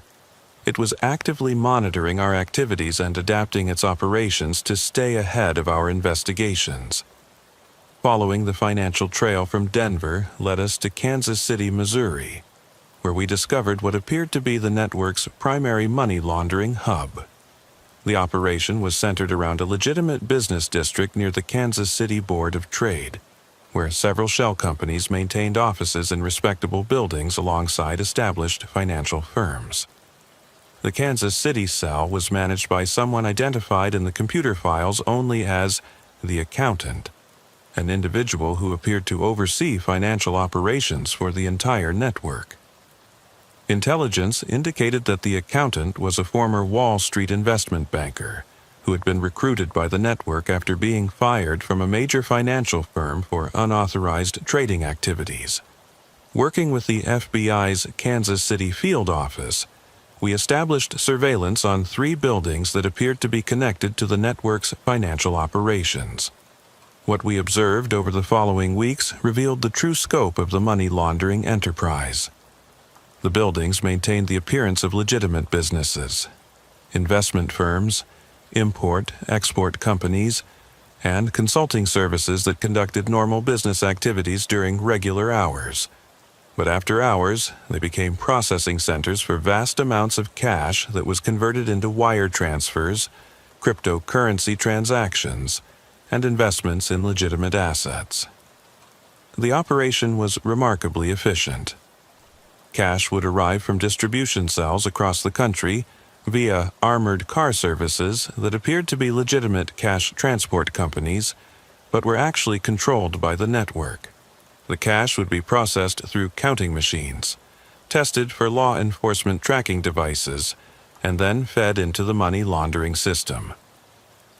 Special Agent David Park from the FBI's Cybercrime Division worked with our team to analyze the electronic aspects of the money laundering operation. What he found revealed a level of technological sophistication that rivaled major banks. They've developed their own software systems for tracking transactions, managing accounts, and coordinating activities across multiple cells, Park explained. The system is more secure and more efficient than many legitimate financial institutions. They're using artificial intelligence to optimize money flows and minimize detection risks. The AI systems were particularly concerning because they allowed the network to adapt to law enforcement activities in real time. The software monitored news reports, law enforcement communications, and financial institution reporting patterns to identify potential threats and automatically adjust operations to avoid detection. But the most disturbing discovery was evidence that the network was using its financial resources to corrupt officials at multiple levels of government. Bank records showed payments to individuals identified only by code names, but cross-referencing with other intelligence suggested these were bribes to customs officials, local police officers, federal agents, and even judges. The corruption network was carefully compartmentalized, with different cells handling payments to different types of officials.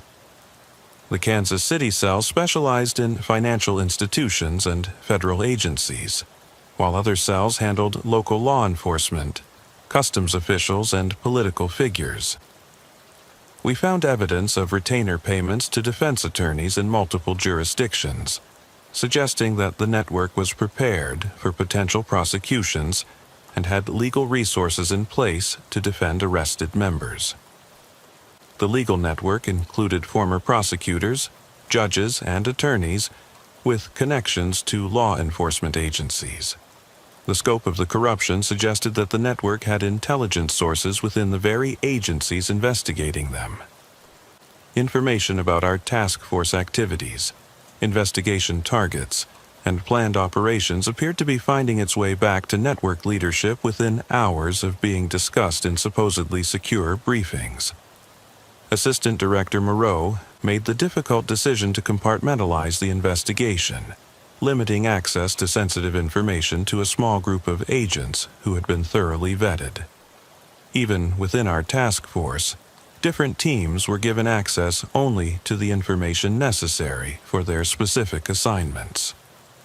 We have to assume that everything we do is being monitored, Moreau explained during a secure briefing at FBI headquarters. The network has demonstrated intelligence capabilities that suggest penetration at multiple levels. We're going to conduct this investigation as if we're operating in a hostile foreign country. The security concerns were validated when we discovered that the network had detailed information about planned raids, arrest warrants, and even the identities of confidential informants.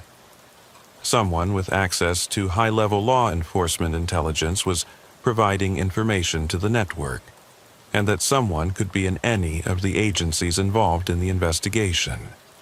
The investigation's focus shifted to Chicago when financial analysis revealed that the Windy City was serving as the network's primary distribution hub for the upper Midwest. The Chicago cell was handling narcotics distribution from Ohio to Minnesota, with supply lines that extended into Canada and revenue streams that flowed back through the Kansas City money laundering operation. Chicago had always been a major hub for organized crime, but this network was operating differently from traditional organized crime families. Instead of controlling territory through violence and intimidation, they were using economic incentives and business relationships to build a distribution network that included legitimate businesses, community organizations, and even religious institutions. Special Agent Maria Gonzalez from the FBI's Chicago field office had been tracking unusual patterns in drug distribution that caught our attention. Instead of the violent territorial disputes typically associated with drug trafficking, Chicago was experiencing a period of relative calm in street-level drug trade, even as the quantity and quality of available narcotics had increased dramatically. Someone has unified the market, Gonzalez explained during our first briefing in Chicago.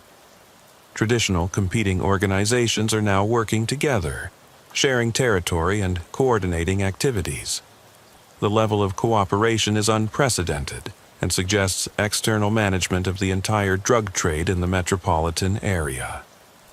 The network had achieved this consolidation through a combination of economic incentives and strategic elimination of uncooperative competitors.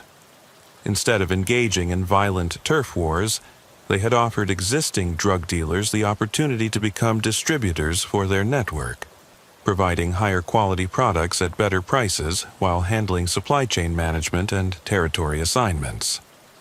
Dealers who accepted the arrangement found themselves part of a sophisticated distribution system that included regular supplies of high-quality narcotics, professional packaging and branding, customer service support, and even employee benefits, including healthcare and legal assistance. Those who refused the arrangement often found themselves unable to compete and gradually went out of business. The few who actively opposed the network's expansion were eliminated, but in ways that avoided attracting law enforcement attention. Instead of dramatic public executions, opponents simply disappeared or died in ways that appeared accidental. The message was clear without creating the kind of violence that typically brought federal attention to drug trafficking operations. The Chicago cell's leadership structure was as sophisticated as its distribution methods. Intelligence indicated that the cell was managed by someone known as the coordinator, who appeared to have extensive experience in logistics and supply chain management. The coordinator oversaw a network of regional managers who handled different aspects of the operation: supply, distribution, security, and financial operations. But it was the security apparatus that most impressed our analysts. The network had developed counter-surveillance capabilities that allowed them to detect law enforcement activities and adjust their operations accordingly. They monitored police communications, tracked the movements of known federal agents, and maintained surveillance on law enforcement facilities. The security measures included sophisticated technology, encrypted communications, signal interception, equipment, and surveillance systems that rivaled those used by legitimate security agencies. But they also included human intelligence networks that provided early warning of law enforcement activities. We discovered that the network had recruited sources within multiple agencies, including local police departments, federal agencies, and even private security firms that worked with law enforcement. The intelligence network was comprehensive enough that the organization often knew about planned operations before some of the officers assigned to participate in them. The recruitment methods used by the network were particularly sophisticated. Instead of traditional corruption approaches involving direct bribery, they used more subtle methods, including romantic relationships, financial investments, and professional opportunities that created ongoing relationships with law enforcement personnel. Some sources appeared to be providing information without realizing they were working for a criminal organization. The network had created front companies and social organizations that appeared legitimate, but were actually intelligence-gathering operations designed to build relationships with law enforcement personnel and their families. The investigation's western expansion began when financial analysis revealed significant money flows to California, particularly in the Los Angeles and San Diego areas. California appeared to be serving multiple functions within the network: as a secondary entry point for narcotics from Mexico, as a money laundering hub for West Coast operations, and as a recruitment center for specialized personnel. The California operations were managed through a network of legitimate businesses that provided perfect cover for criminal activities. Import-export companies handled narcotics smuggling, investment firms managed money laundering, and technology companies provided sophisticated communications and security systems for the entire network. Special Agent Robert Chang from the FBI's Los Angeles field office had been investigating unusual patterns in cross-border financial transactions that connected to our broader investigation.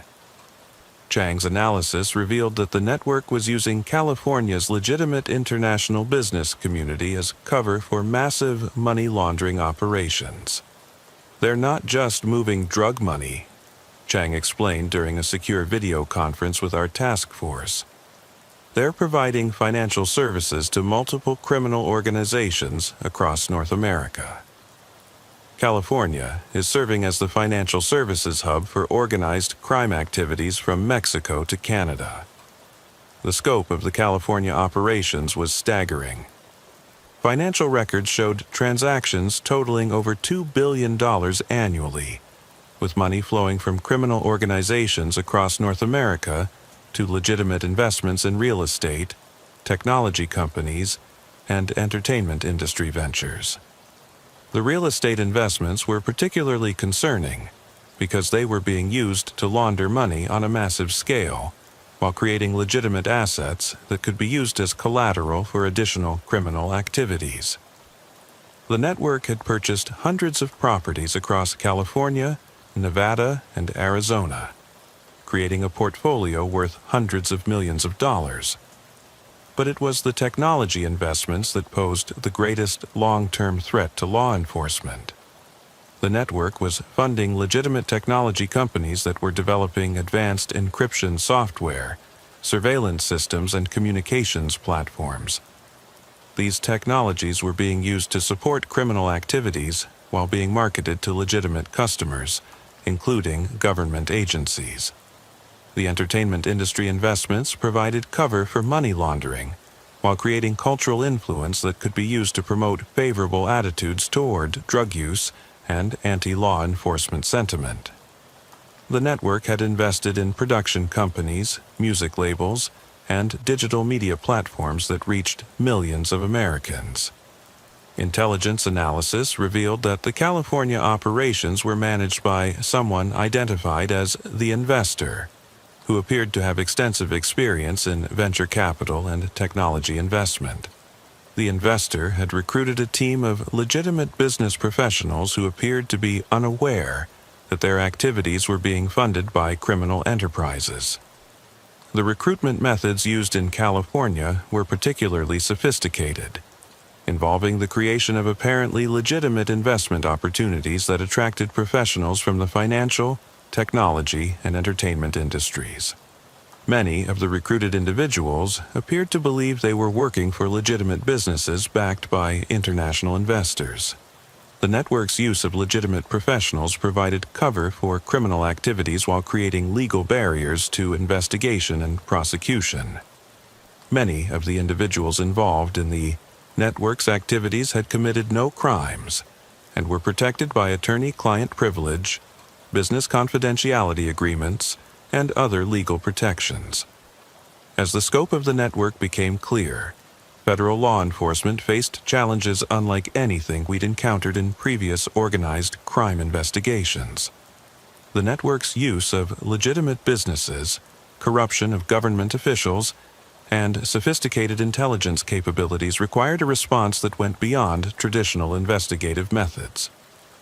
Assistant Director Moreau established a new joint task force that included representatives from every major federal law enforcement agency, as well as international partners from Canada and Mexico. The task force was given unprecedented resources and authorities, including access to intelligence collection capabilities typically reserved for national security investigations. The decision to treat the network as a national security threat was driven by several factors: the scope of their operations across multiple states and international borders, their intelligence capabilities that rivaled those of hostile foreign governments, their corruption of government officials at multiple levels, and their economic impact on legitimate businesses and financial institutions. But the national security designation also created new challenges. Intelligence agencies were reluctant to share information that might compromise ongoing operations, while law enforcement agencies were concerned that intelligence methods might not produce evidence that could be used in criminal prosecutions. The task force developed a two-track approach. Intelligence operations focused on mapping the network's structure and capabilities, while law enforcement operations focused on building criminal cases that could be prosecuted successfully. The challenge was coordinating these parallel efforts while maintaining operational security in an environment where the network had demonstrated the ability to monitor law enforcement activities.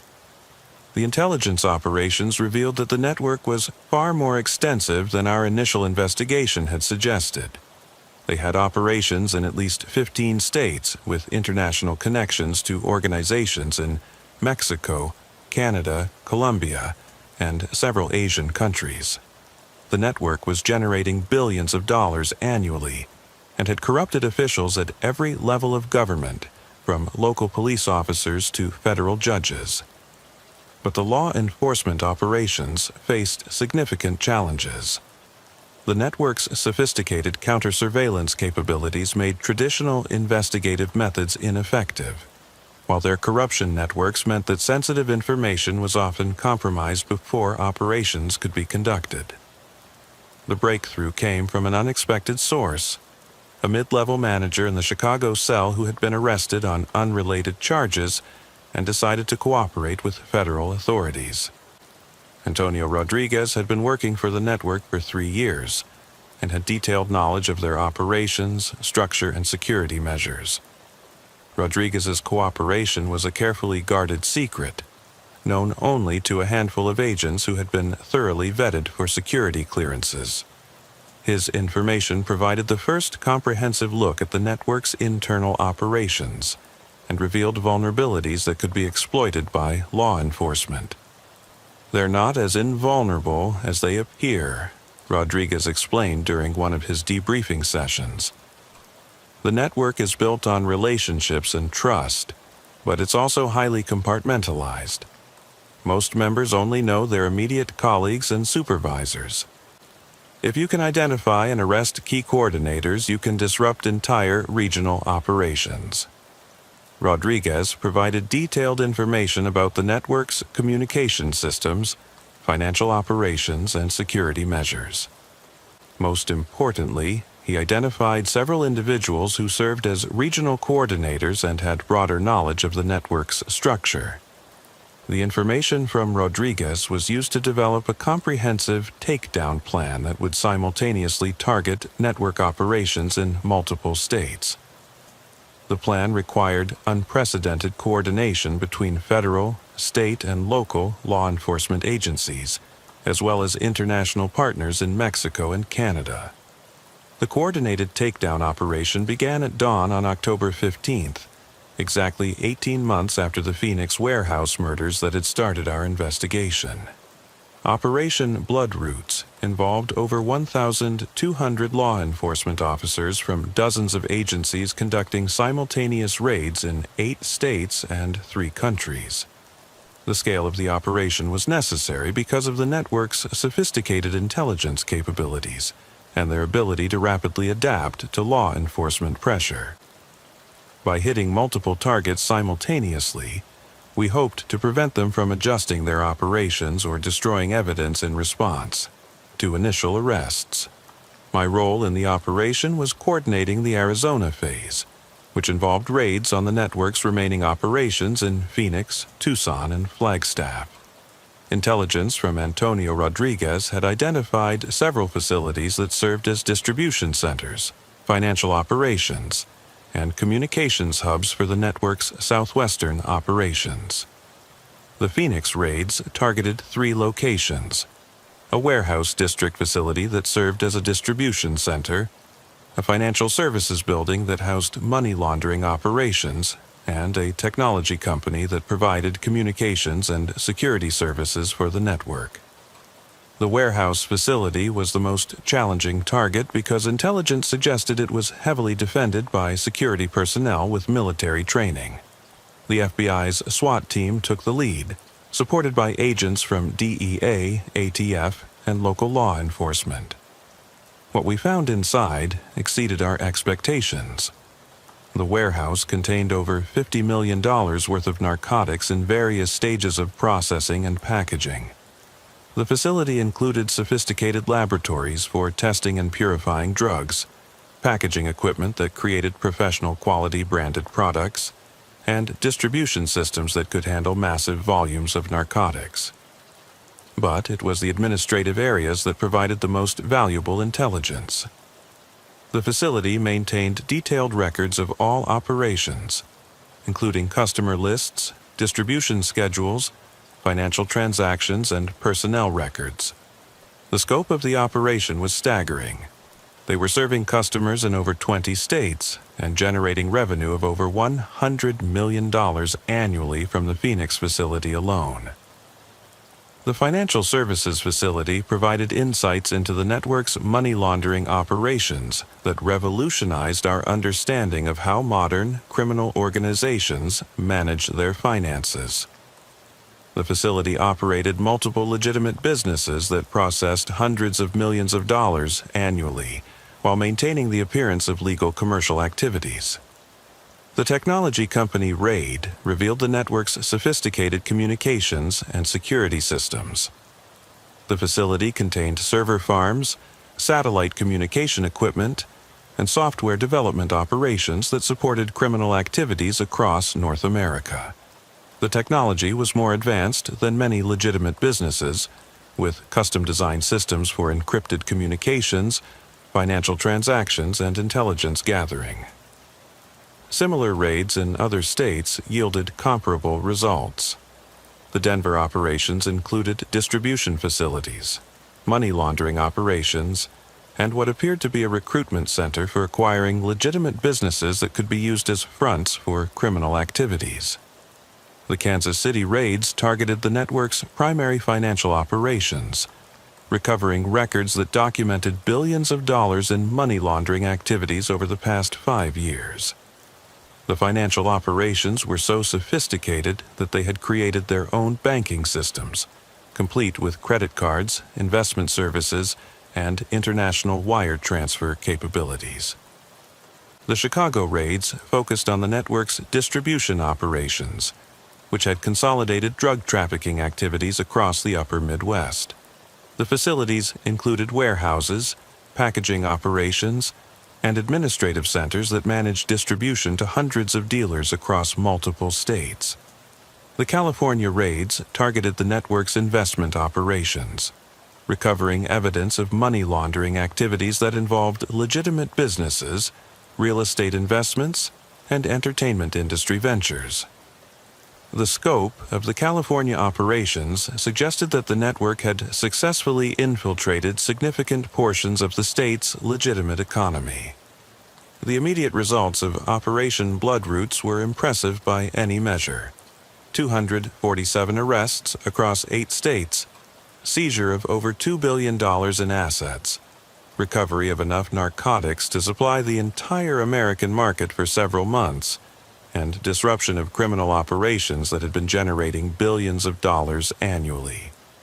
But the long-term impact of the investigation was more significant than the immediate arrests and seizures. The network's sophisticated organizational structure, intelligence capabilities, and corruption networks represented a new evolution in organized crime that would require fundamental changes in how law enforcement approached these investigations. The prosecution of network members faced unprecedented challenges. The sophisticated organizational structure meant that many individuals had limited knowledge of overall operations and could claim they were unaware of the criminal nature of their activities. The use of legitimate businesses provided legal cover for many activities, while corruption networks complicated efforts to build cases against higher-level figures.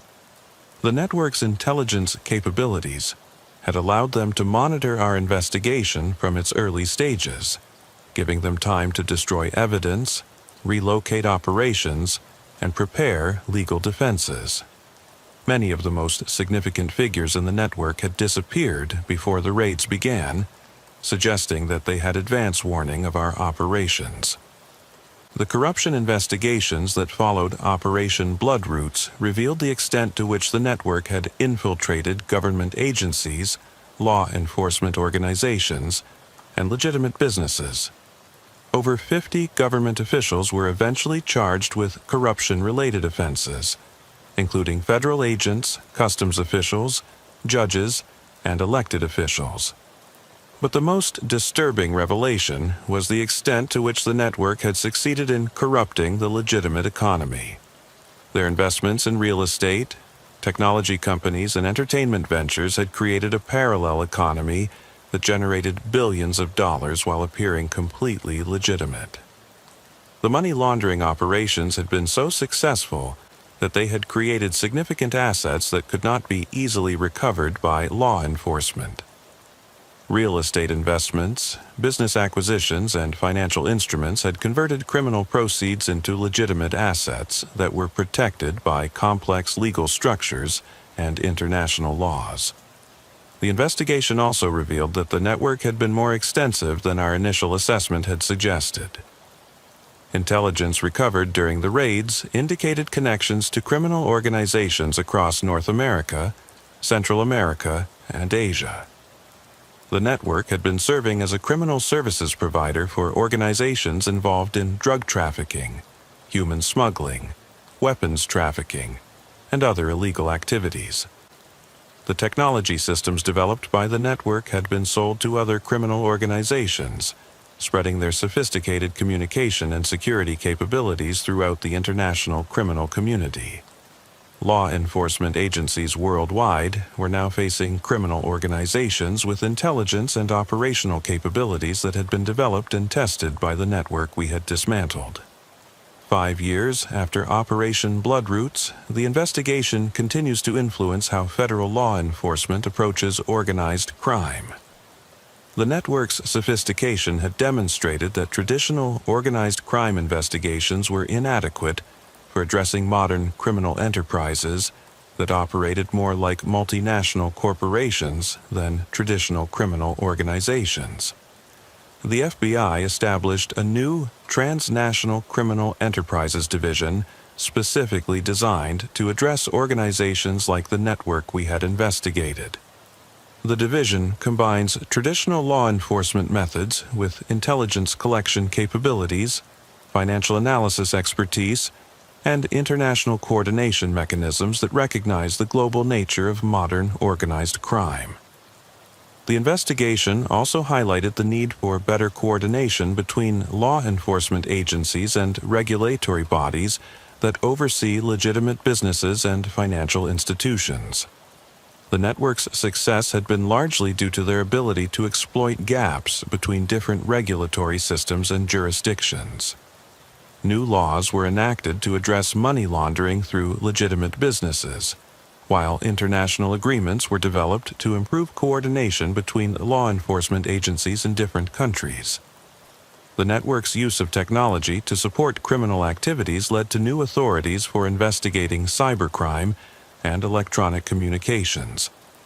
But perhaps the most significant long-term impact was the recognition that organized crime had evolved beyond traditional models and required new approaches that recognized the sophistication and adaptability of modern criminal enterprises. The network we had investigated was not an anomaly. It was a preview of how organized crime would operate in the 21st century. Intelligence indicates that similar networks are operating in other regions, using the same organizational principles and operational methods that made our target so successful. These networks learn from each other's successes and failures, adapting their methods to address law enforcement countermeasures and taking advantage of new technologies and business practices. The investigation also demonstrated that the distinction between organized crime and legitimate business was becoming increasingly blurred. The network had successfully infiltrated significant portions of the legitimate economy, creating hybrid enterprises that were simultaneously criminal organizations and legitimate businesses. This evolution poses fundamental challenges for law enforcement agencies that are organized around traditional distinctions between different types of crime. The network had simultaneously engaged in drug trafficking, money laundering, corruption, cybercrime, and legitimate business activities, requiring investigations that crossed multiple jurisdictions and involved dozens of different law enforcement agencies. The individuals arrested during Operation Bloodroots received sentences ranging from several years to life imprisonment, but the network's legacy extends far beyond the criminal prosecutions that followed our investigation. The organizational innovations they developed have been adopted by criminal enterprises worldwide, creating new challenges for law enforcement agencies in every country. The network's approach to corruption, using legitimate business relationships and professional opportunities rather than traditional bribery, has been particularly influential.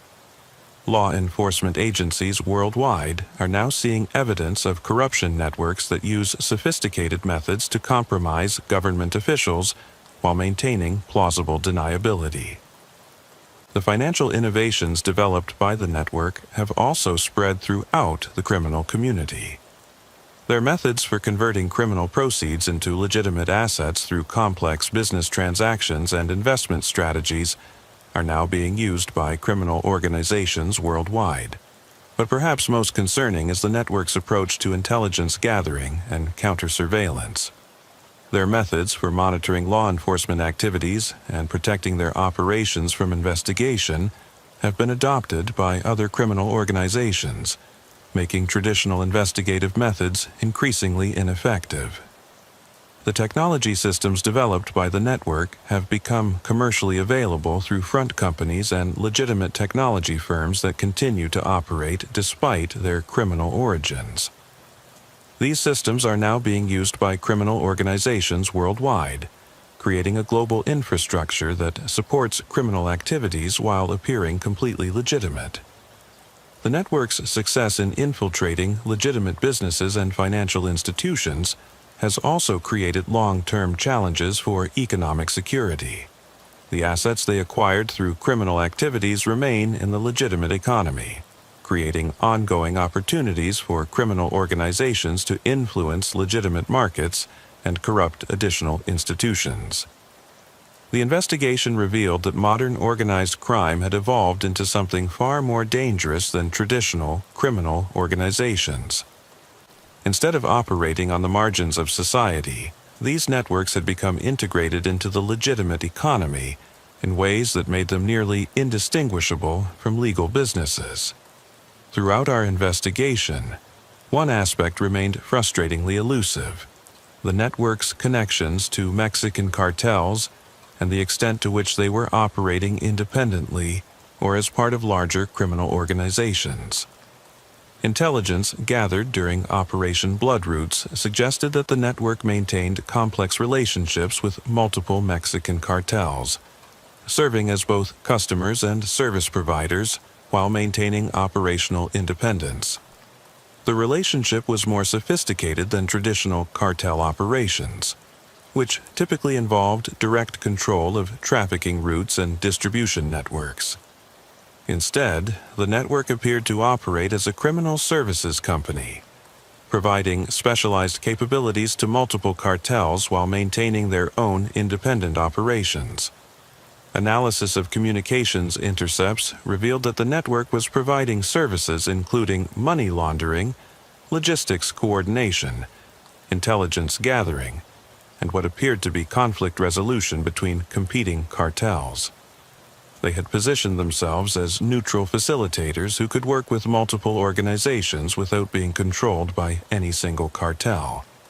This positioning had allowed them to achieve something that traditional cartel operations had never accomplished: stable, long-term operations in American markets without the territorial disputes and violence that typically attracted law enforcement attention.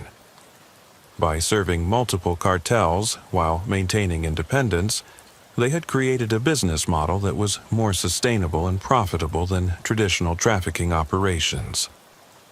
But the Mexican connections also created new challenges for American law enforcement.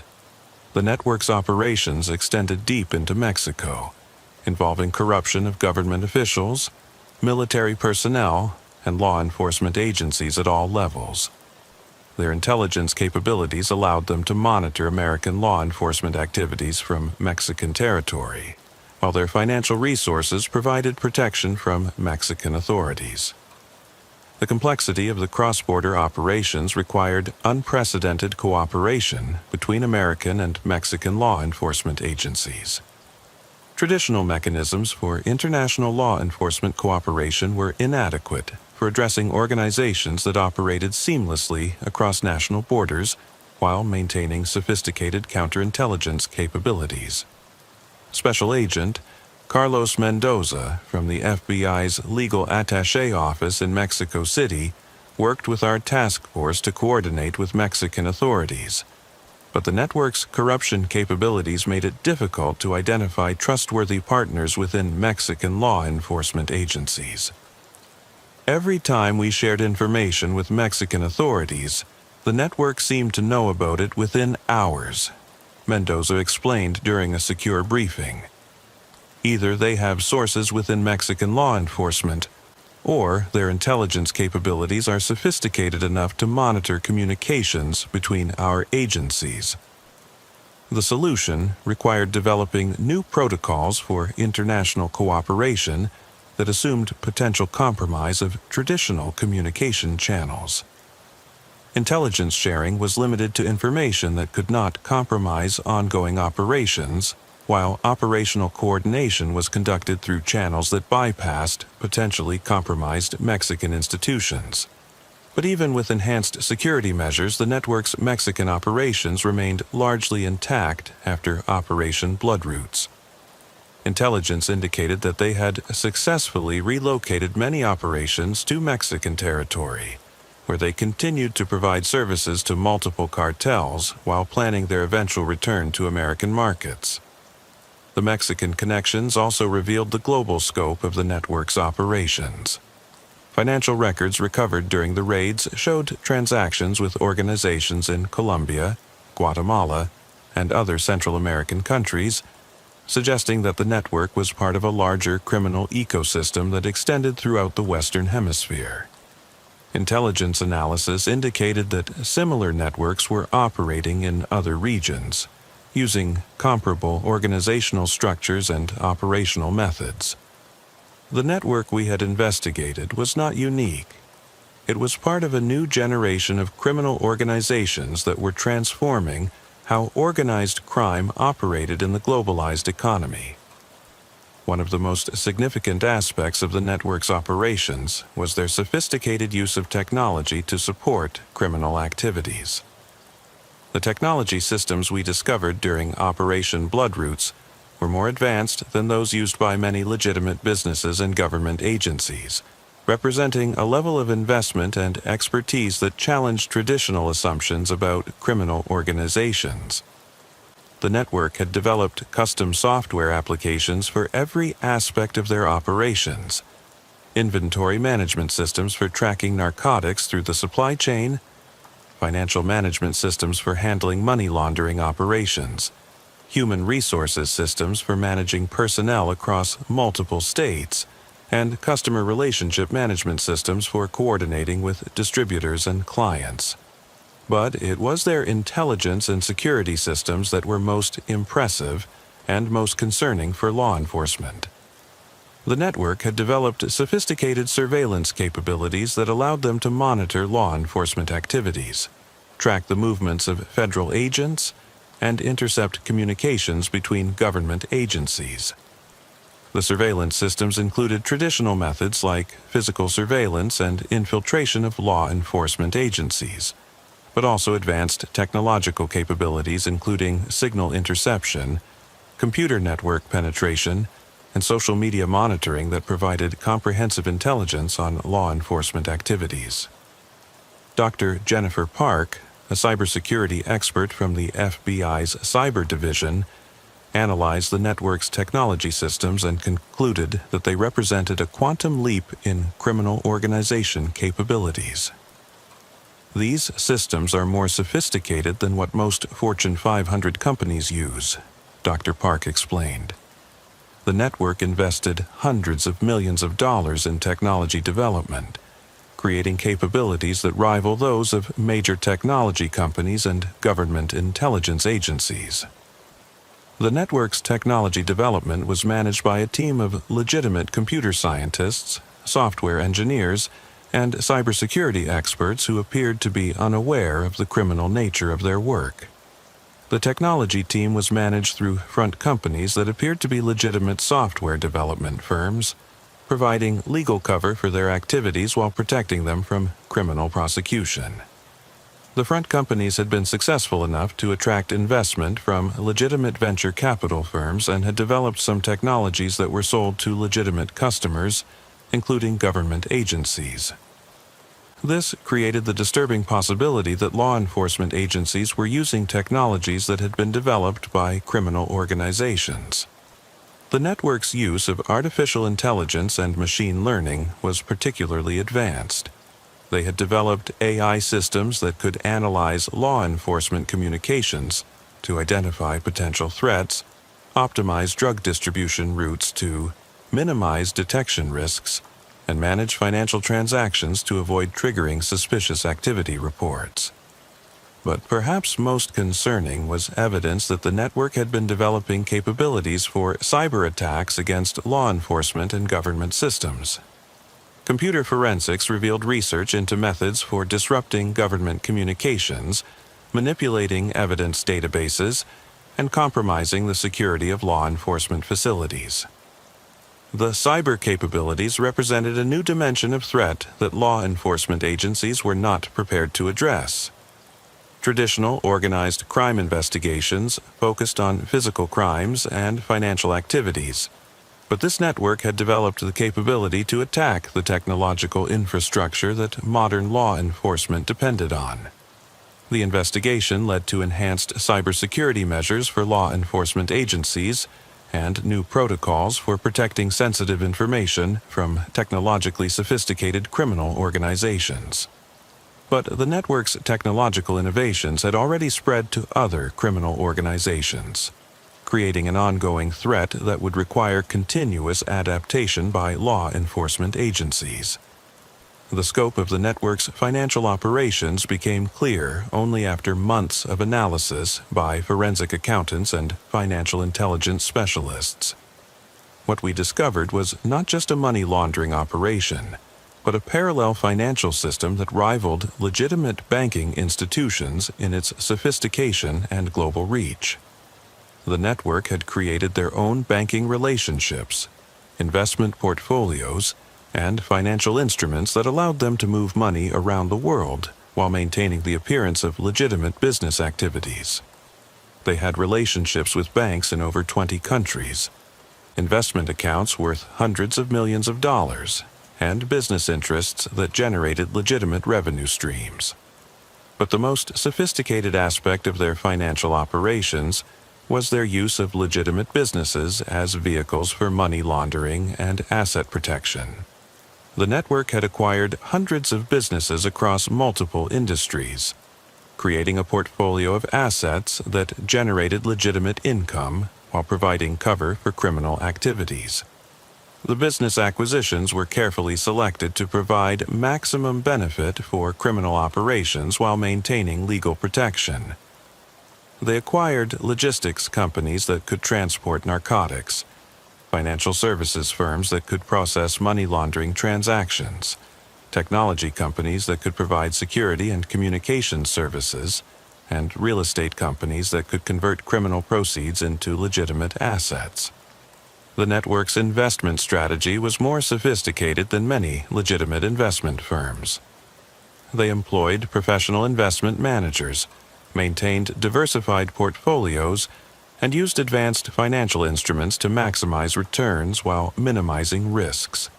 Their investment performance had been consistently profitable, generating billions of dollars in legitimate wealth that was protected from criminal asset forfeiture. Special Agent Lisa Chen from the FBI's Financial Crimes Division led the effort to trace the network's financial operations and recover criminal assets. What she found challenged traditional approaches to financial investigations and asset recovery. They've created a financial structure that's designed to survive law enforcement action, Chen explained. Even if we can prove that the original source of funds was criminal activity, the money has been converted into legitimate assets through complex business transactions that are protected by commercial law. The network's financial operations had been so successful that they had become major players in legitimate financial markets. Their investment activities were influencing stock prices, real estate markets, and commodity prices in ways that created systemic risks for the broader economy. The investigation revealed that the network's financial activities were generating more revenue than their drug trafficking operations. The legitimate businesses they had acquired were profitable enough to support their criminal activities without requiring income from drug sales, creating a self-sustaining criminal enterprise that could survive indefinitely. But the most disturbing aspect of the financial operations was their integration with legitimate financial institutions. The network had developed relationships with banks, investment firms, and other financial institutions that were providing services without apparent knowledge of the criminal's source of funds. The relationships with legitimate financial institutions created legal and practical barriers to investigation and asset recovery. Many of the network's assets were held by institutions that had legitimate business relationships and were protected by banking privacy laws, attorney-client privilege, and other legal protections. The investigation led to new regulations requiring enhanced due diligence by financial institutions when dealing with high-risk customers. But the network's sophisticated methods for concealing the criminal's source of funds made detection extremely difficult, even with enhanced scrutiny. Behind the sophisticated organizational structure, advanced technology systems, and complex financial operations was a human cost that was easy to overlook in the technical complexity of the investigation.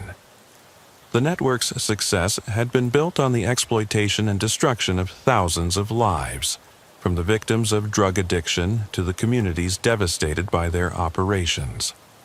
The drug distribution network had flooded American communities with narcotics of unprecedented purity and potency, contributing to overdose deaths, addiction rates, and associated criminal activity that affected millions of Americans.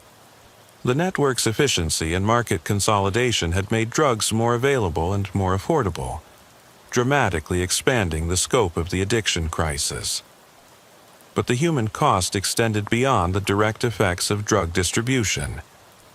The network's operations had corrupted government institutions, legitimate businesses, and community organizations in ways that undermined public trust and social cohesion. Their influence had spread through communities like a virus, corrupting everything they touched. The corruption networks had compromised law enforcement agencies, judicial institutions, and government agencies at all levels, creating cynicism about the integrity of public institutions that would persist long after the network was dismantled. Communities where the network had operated extensively would struggle for years to rebuild trust in government and law enforcement. The network's infiltration of legitimate businesses had also created long-term economic damage. Businesses that had been acquired or influenced by the network often struggled to survive after their criminal connections were exposed, leading to job losses and economic disruption in affected communities.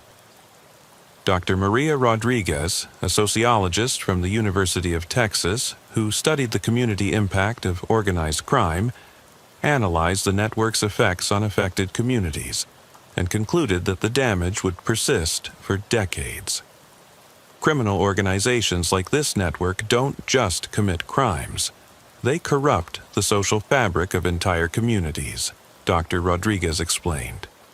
The relationships they build, the institutions they compromise, and the economic structures they create have lasting impacts that continue long after the criminal organization is dismantled.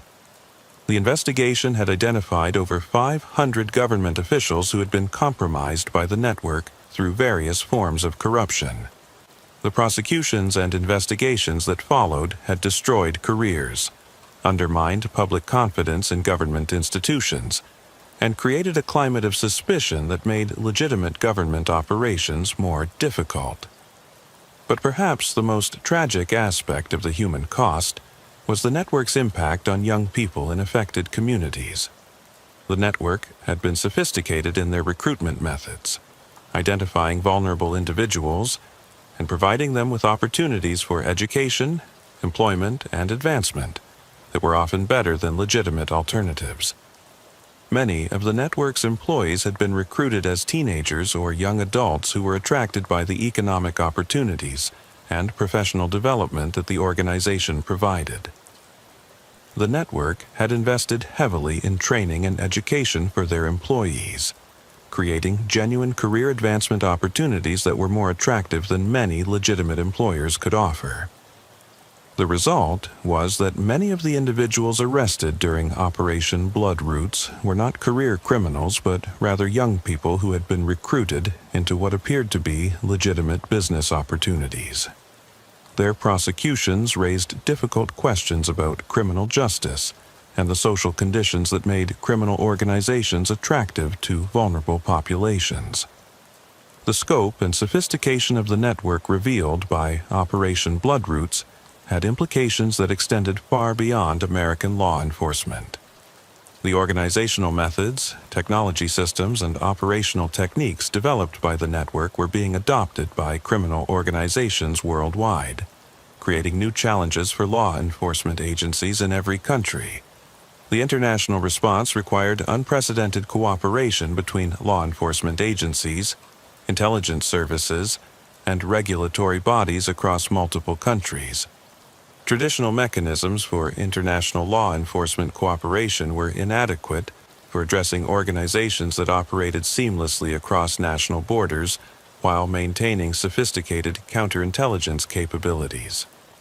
Interpol established a new task force, specifically designed to address transnational criminal enterprises that operated using the organizational model developed by the network. The task force included representatives from law enforcement agencies in over 30 countries, as well as specialists in financial crimes, cybercrime, and intelligence analysis. But international cooperation was complicated by the network's sophisticated corruption capabilities and their success in compromising government institutions in multiple countries. Information sharing required new security protocols that assumed potential compromise of traditional communication channels, while operational coordination required mechanisms that could function despite corruption of local law enforcement agencies. The European Union established new regulations for financial institutions and businesses designed to prevent the infiltration of criminal organizations into legitimate commerce. The regulations required enhanced due diligence for high-risk transactions, improved reporting of suspicious activities, and better coordination between regulatory agencies in different countries. Similar measures were adopted by other international organizations, but the network's sophisticated methods for concealing criminal activities made detection extremely difficult, even with enhanced scrutiny. The network's success had demonstrated that traditional regulatory approaches were inadequate for addressing modern criminal organizations. The technology innovations developed by the network posed particularly complex challenges for international law enforcement cooperation. The network's systems for encrypted communications, anonymous financial transactions, and sophisticated surveillance were being sold to criminal organizations worldwide through front companies and legitimate technology firms. International efforts to control the spread of criminal technology were complicated by the dual-use nature of many systems that had legitimate applications as well as criminal uses. Encryption technology that could protect criminal communications could also protect legitimate privacy rights, while surveillance systems that could support criminal activities could also enhance legitimate security operations. The financial innovations developed by the network created similar challenges for international regulatory cooperation. The sophisticated methods for converting criminal proceeds into legitimate assets through complex business transactions were being adopted by criminal organizations worldwide, requiring new approaches to asset recovery and financial regulation. But perhaps the most significant long-term impact was the recognition that organized crime had evolved into a global phenomenon that required coordinated international responses. The network we had investigated was not an American problem. It was part of a transformation in organized crime that was affecting every country in the world. During our extensive investigation of the Bloodroots network, one aspect that particularly stood out for its sophistication was their manipulation of legitimate port operations in Houston, Texas. This case study deserves detailed examination, as it reveals how modern criminal organizations exploit legitimate infrastructure. The Houston Ship Channel, one of the busiest ports in the United States, processed over 200 million tons of cargo annually, making it an ideal location for concealing criminal shipments within the massive flow of legitimate commerce. The network's Houston operations were managed by someone identified in intercepted communications as the Harbor Master, who appeared to have extensive experience in maritime logistics and customs operations. Intelligence analysis suggested this individual was a former U.S. Customs and Border Protection official who had been recruited by the network after retiring from federal service. The sophistication of the Houston operations was revealed through analysis of shipping documents recovered during Operation Bloodroots. The network had not simply hidden narcotics in legitimate cargo containers. They had created an entire parallel shipping industry that processed criminal cargo using the same professional standards and documentation as legitimate international trade. The network maintained relationships with over 20 legitimate shipping companies, port facility operators, customs brokers, and transportation companies. These relationships were carefully cultivated over years, involving significant financial investments and the gradual compromise of key personnel through a combination of corruption, blackmail, and legitimate business partnerships. The corruption of port operations was particularly sophisticated because it involved multiple layers of security and oversight. The network had to compromise customs officials who inspected incoming cargo, port security personnel who controlled access to facilities, transportation companies that moved containers from the port to distribution centers, and administrative personnel who processed shipping documentation. But rather than relying on crude bribery, the network used sophisticated methods that created ongoing relationships with compromised officials. They established legitimate businesses that provided services to port operations, creating opportunities for regular contact and the gradual expansion of corrupt relationships. The network's front companies included customs brokerage firms that processed import documentation, transportation companies that moved cargo from ports to inland destinations, warehousing companies that provided temporary storage for imported goods, and security companies that provided services to port facilities. These legitimate businesses generated significant revenue while providing cover for criminal activities. The customs brokerage firms processed thousands of legitimate shipments annually while occasionally handling criminal cargo. The transportation companies moved legitimate goods for hundreds of clients while providing specialized services for criminal shipments. The warehousing operations were particularly sophisticated because they provided opportunities for modifying cargo after it had cleared customs but before it reached final destinations. Criminal shipments could be processed through legitimate warehouses where narcotics could be extracted from concealment, repackaged for distribution, and combined with legitimate goods to create mixed shipments that were nearly impossible to detect. Analysis of the Houston operations revealed that the network was processing over $500 million worth of narcotics annually through the port, generating sufficient revenue to support their entire national operation. The volume was substantial enough to affect regional drug markets across the southern United States, while remaining virtually invisible within the massive flow of legitimate commerce. The investigation also revealed that the Houston operations were serving other criminal organizations in addition to the network's own trafficking activities. The network was providing smuggling services to other cartels and criminal enterprises, generating additional revenue while expanding their influence throughout the international criminal community. The services provided to other criminal organizations included not just transportation and customs clearance, but also money laundering, intelligence gathering, and conflict resolution services. The network had positioned itself as a neutral service provider that could work with competing criminal organizations without being controlled by any single group. This positioning had allowed them to achieve unprecedented influence within the international drug trade while avoiding the territorial conflicts that typically characterized cartel operations. By serving multiple organizations while maintaining neutrality, they had created a business model that was more stable and profitable than traditional trafficking operations. The Houston operations also provided insights into the network's international connections and the global scope of their activities. Shipping records showed connections to criminal organizations in Mexico, Colombia, Venezuela, and several Asian countries, suggesting that the network was part of a global criminal ecosystem that extended far beyond North American drug trafficking.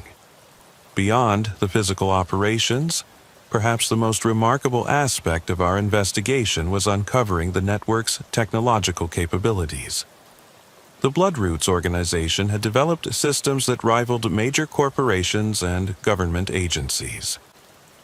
The technological sophistication of the Bloodroots network represented a quantum leap in criminal organization capabilities that had implications extending far beyond drug trafficking. The systems they developed provided a template for criminal organizations worldwide and created new challenges for law enforcement agencies that were unprepared for technologically sophisticated adversaries. The network's technology infrastructure was built around a distributed computing system that provided redundancy, security, and scalability that rivaled major technology companies.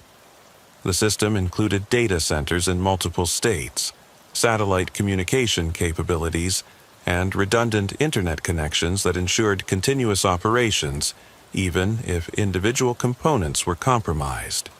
The security architecture was particularly impressive, incorporating multiple layers of protection, including military-grade encryption, sophisticated access controls, and counter-surveillance capabilities that could detect and respond to law enforcement monitoring attempts. The system was designed to assume potential compromise and included protocols for isolating compromised components while maintaining overall system integrity. The network had developed custom software applications for every aspect of their operations, but the applications were designed to appear as legitimate business software that could withstand casual inspection by law enforcement personnel.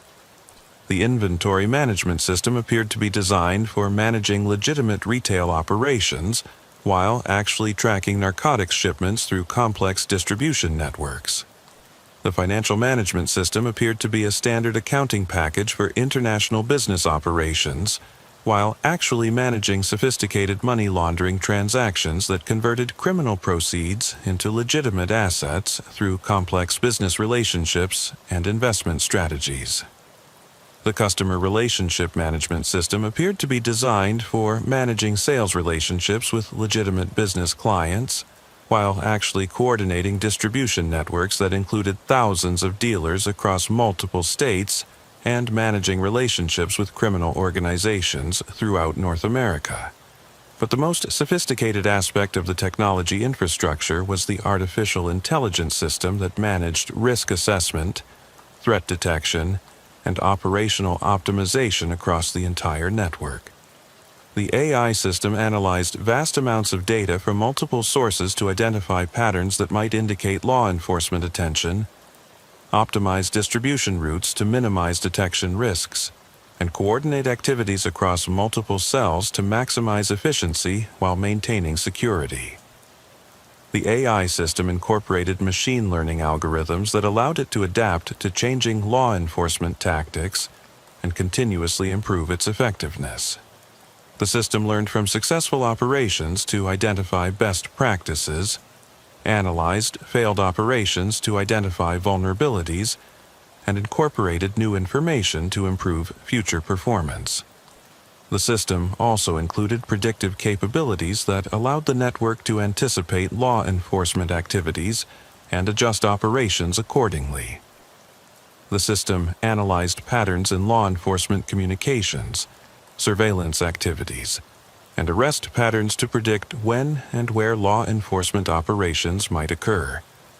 This predictive capability gave the network significant advantages in avoiding law enforcement attention and maintaining operational security. They could adjust operations in response to increased law enforcement activity, relocate facilities before raids occurred, and modify communication patterns to avoid surveillance. The network's technology infrastructure also included sophisticated surveillance capabilities that allowed them to monitor law enforcement activities and gather intelligence on potential threats. The surveillance systems included traditional methods like physical surveillance and communication intercepts, but also advanced capabilities including social media monitoring, public records analysis, and network penetration that provided comprehensive intelligence on law enforcement activities.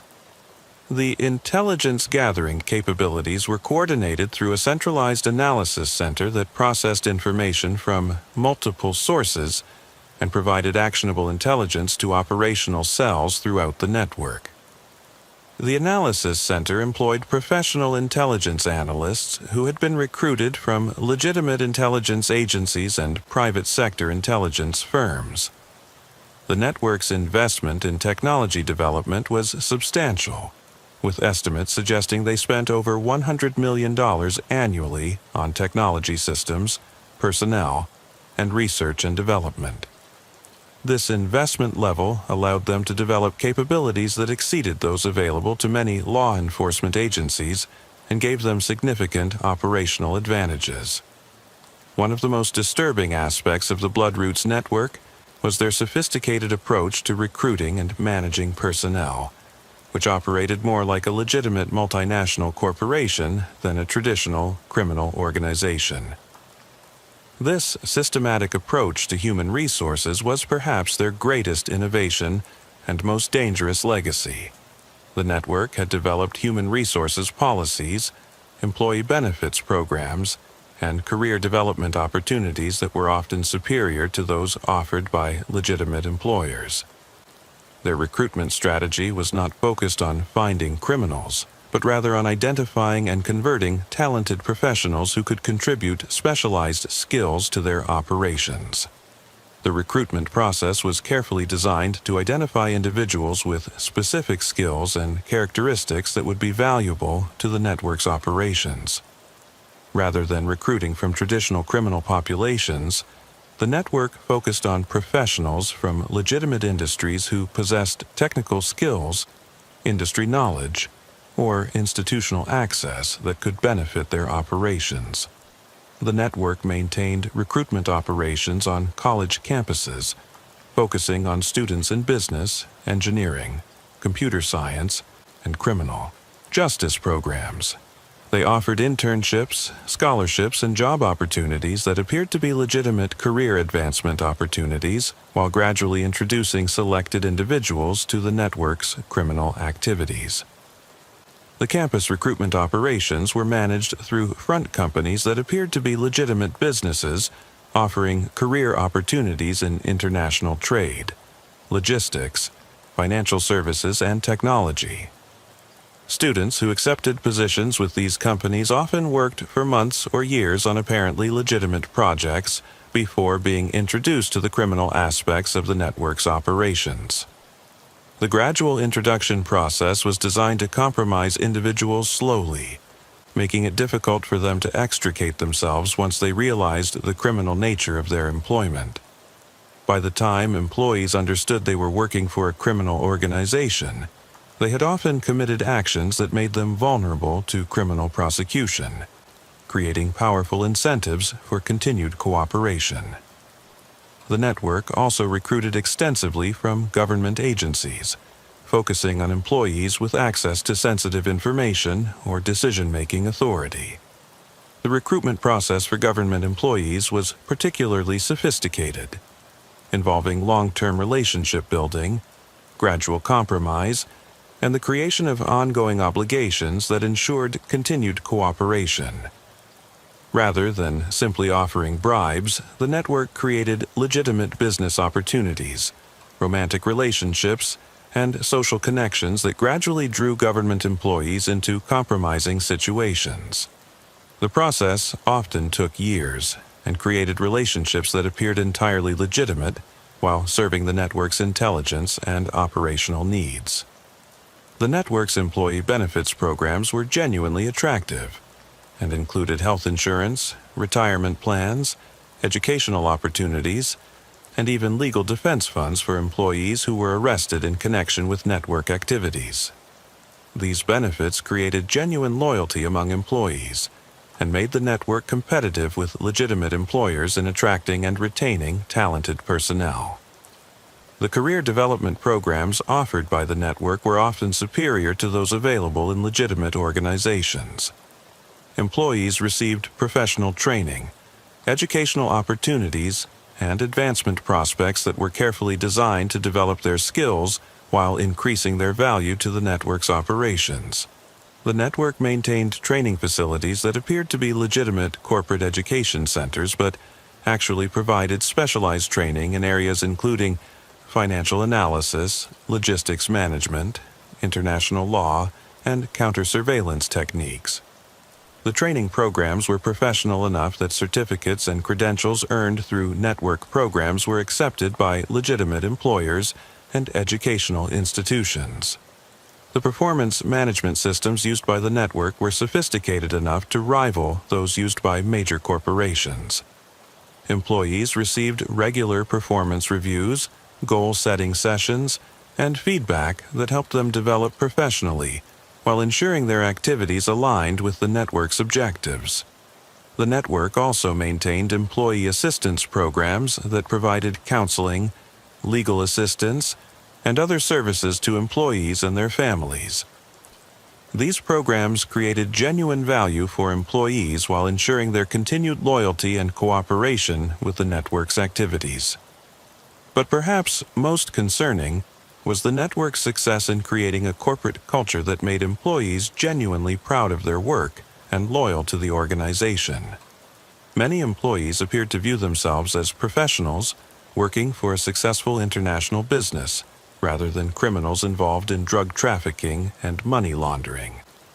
This corporate culture was carefully cultivated through company communications, social events, and recognition programs that emphasize the network's success, professionalism, and importance.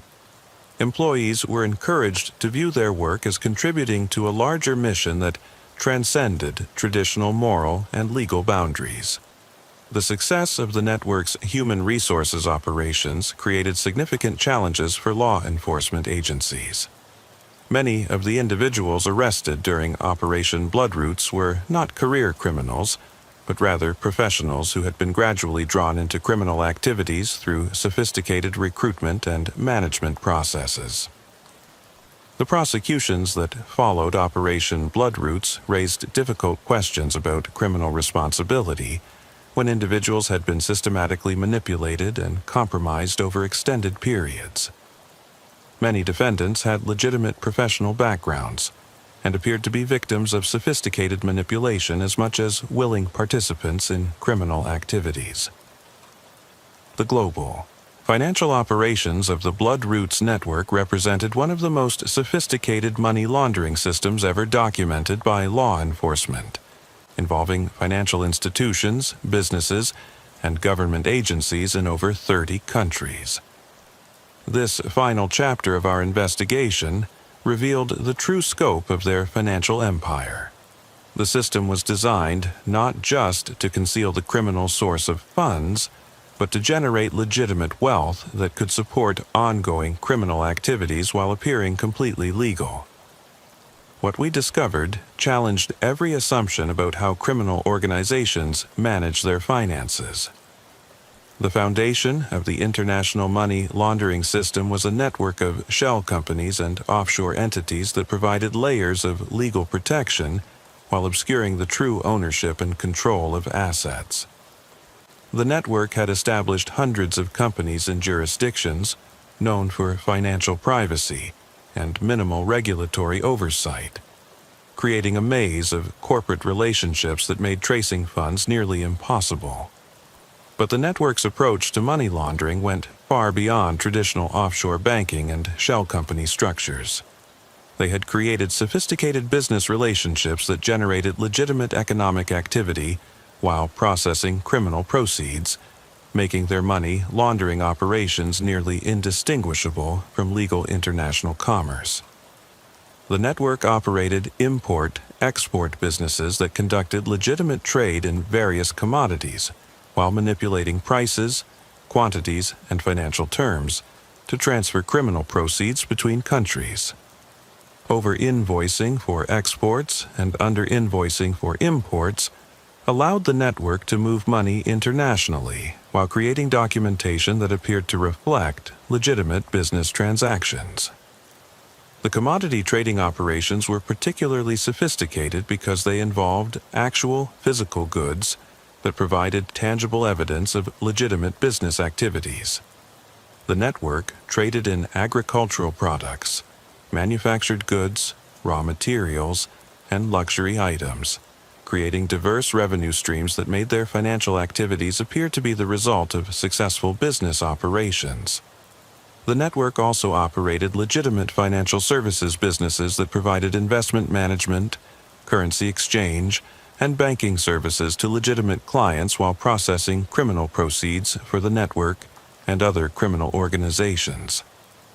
These businesses were profitable enough to generate substantial legitimate income while providing perfect cover for money laundering activities. The investment management operations were particularly impressive because they generated genuine returns for both legitimate clients and criminal proceeds, creating wealth that was legally protected regardless of its original source. The network employed professional investment managers who appeared to be unaware of the criminal source of some of the funds they were managing. The currency exchange operations provided opportunities for converting criminal proceeds between different currencies while creating documentation that appeared to reflect legitimate foreign exchange transactions. The network operated currency exchange businesses in multiple countries, allowing them to move money internationally while maintaining the appearance of normal commercial activities. The banking relationships maintained by the network included accounts at major financial institutions in dozens of countries, providing access to international financial systems while maintaining the legal protections associated with legitimate banking relationships. The network's sophisticated approach to compliance and documentation meant that their banking activities rarely triggered suspicious activity reports or regulatory scrutiny. The network had also developed relationships with legitimate investment banks, venture capital firms, and private equity companies that provided opportunities for converting criminal proceeds into equity investments in legitimate businesses. These investments generated ongoing revenue streams while creating assets that were legally protected from criminal asset forfeiture.